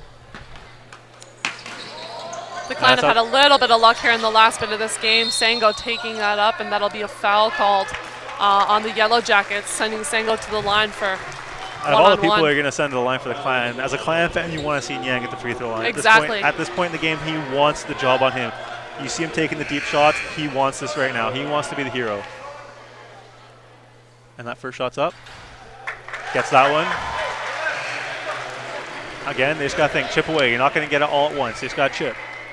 1 minute and 14 seconds remaining in this game as we see Sango taking his last free throw here. See if he can chip this away to a 6-point game. Great and that job. He does. Great job on We his got a 2-possession game on our hands here. Right now, the wheels on the bus are falling off for the Yellowjackets. Hopefully this trend continues for the Clan, who really need to make a defensive stop here to get themselves in a position where they can actually pull ahead. As JJ Pankratz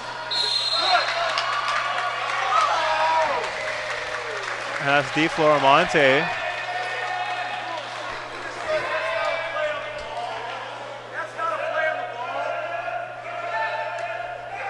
Not sure what's going on here. It appeared to be a block foul.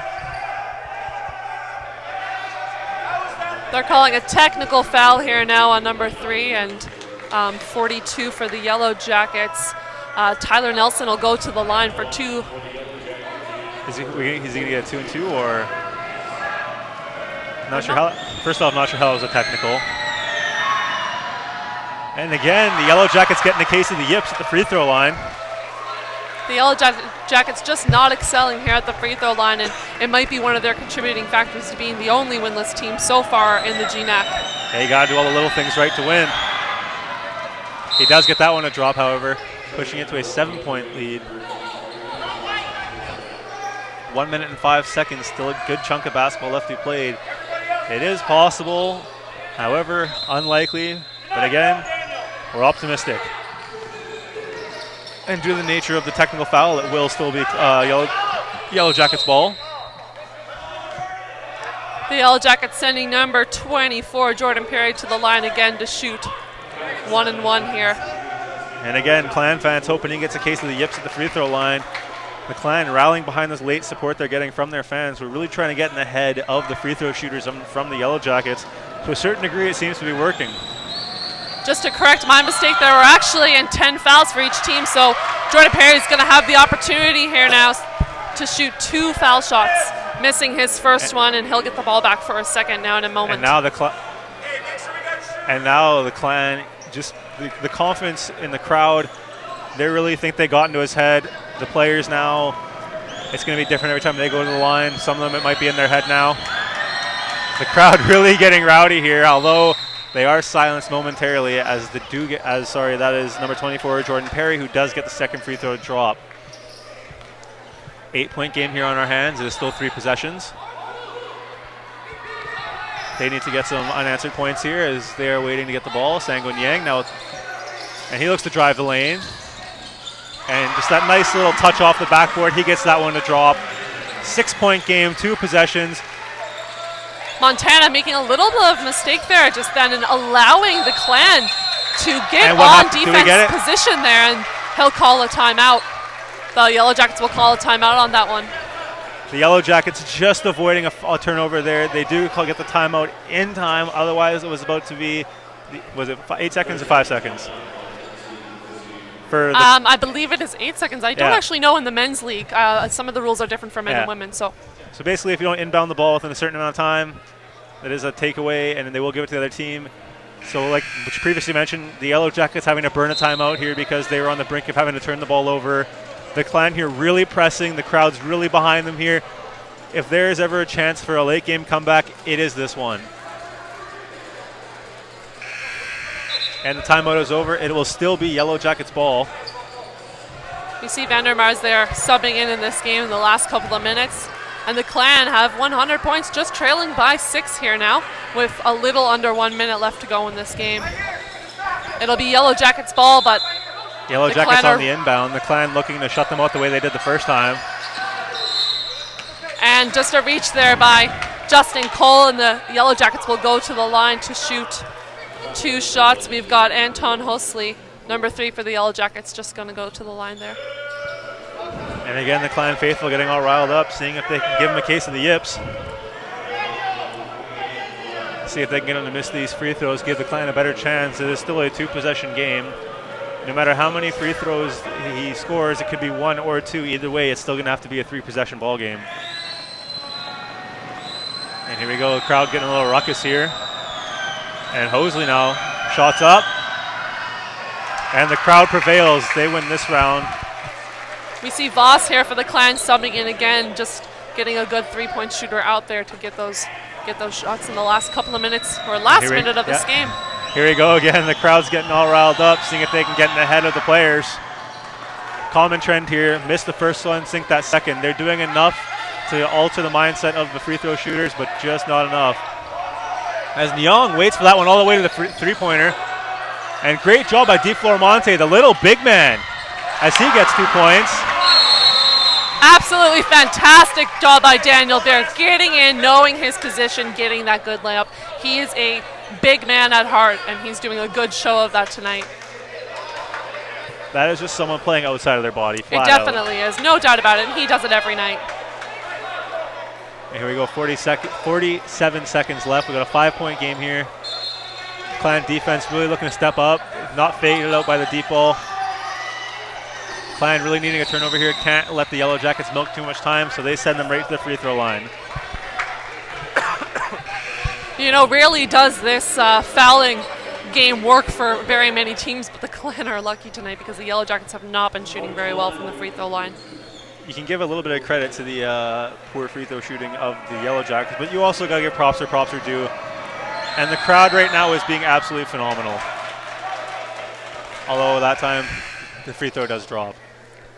Yes, giving it to Kendall Denham is not the best decision. He's a smart player and a good player, and he's probably going to be one of the ones to make both tonight. But missing that second one due to the luck of the Clan, and they're back in action. And here we go, Niang now with the ball. He finds a lane. He finds Pankratz. Pankratz goes up. Can't get the shot to drop, though, but he will still go to the line for 2. Clan really needing that 3-point play there. However, they will still have the chance for 2. It's a great job there, and he is a good foul shooter, so we can expect him to hopefully do well here now, knock on wood. And best case scenario, hits the first one, misses the second one, gets the rebound, gets another point. best case scenario. Best case scenario, wishful thinking over here.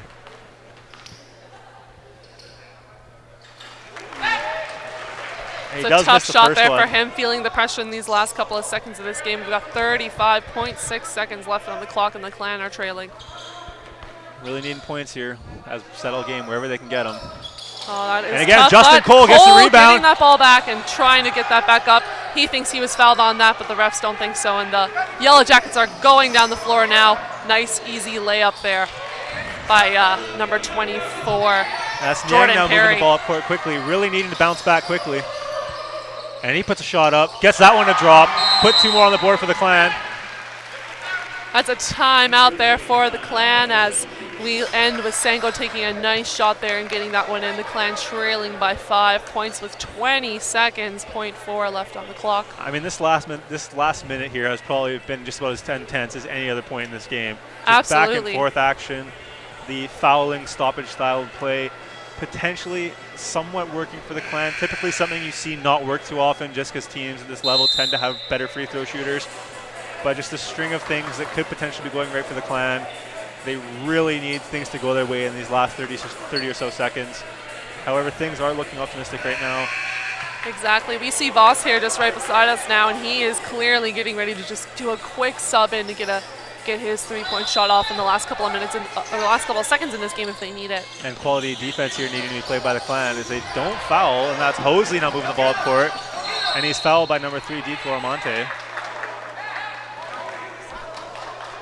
We see Voss coming here on the floor now, just as I expected, just going to get that easy shot off, and he's probably going to take off Matthias here now.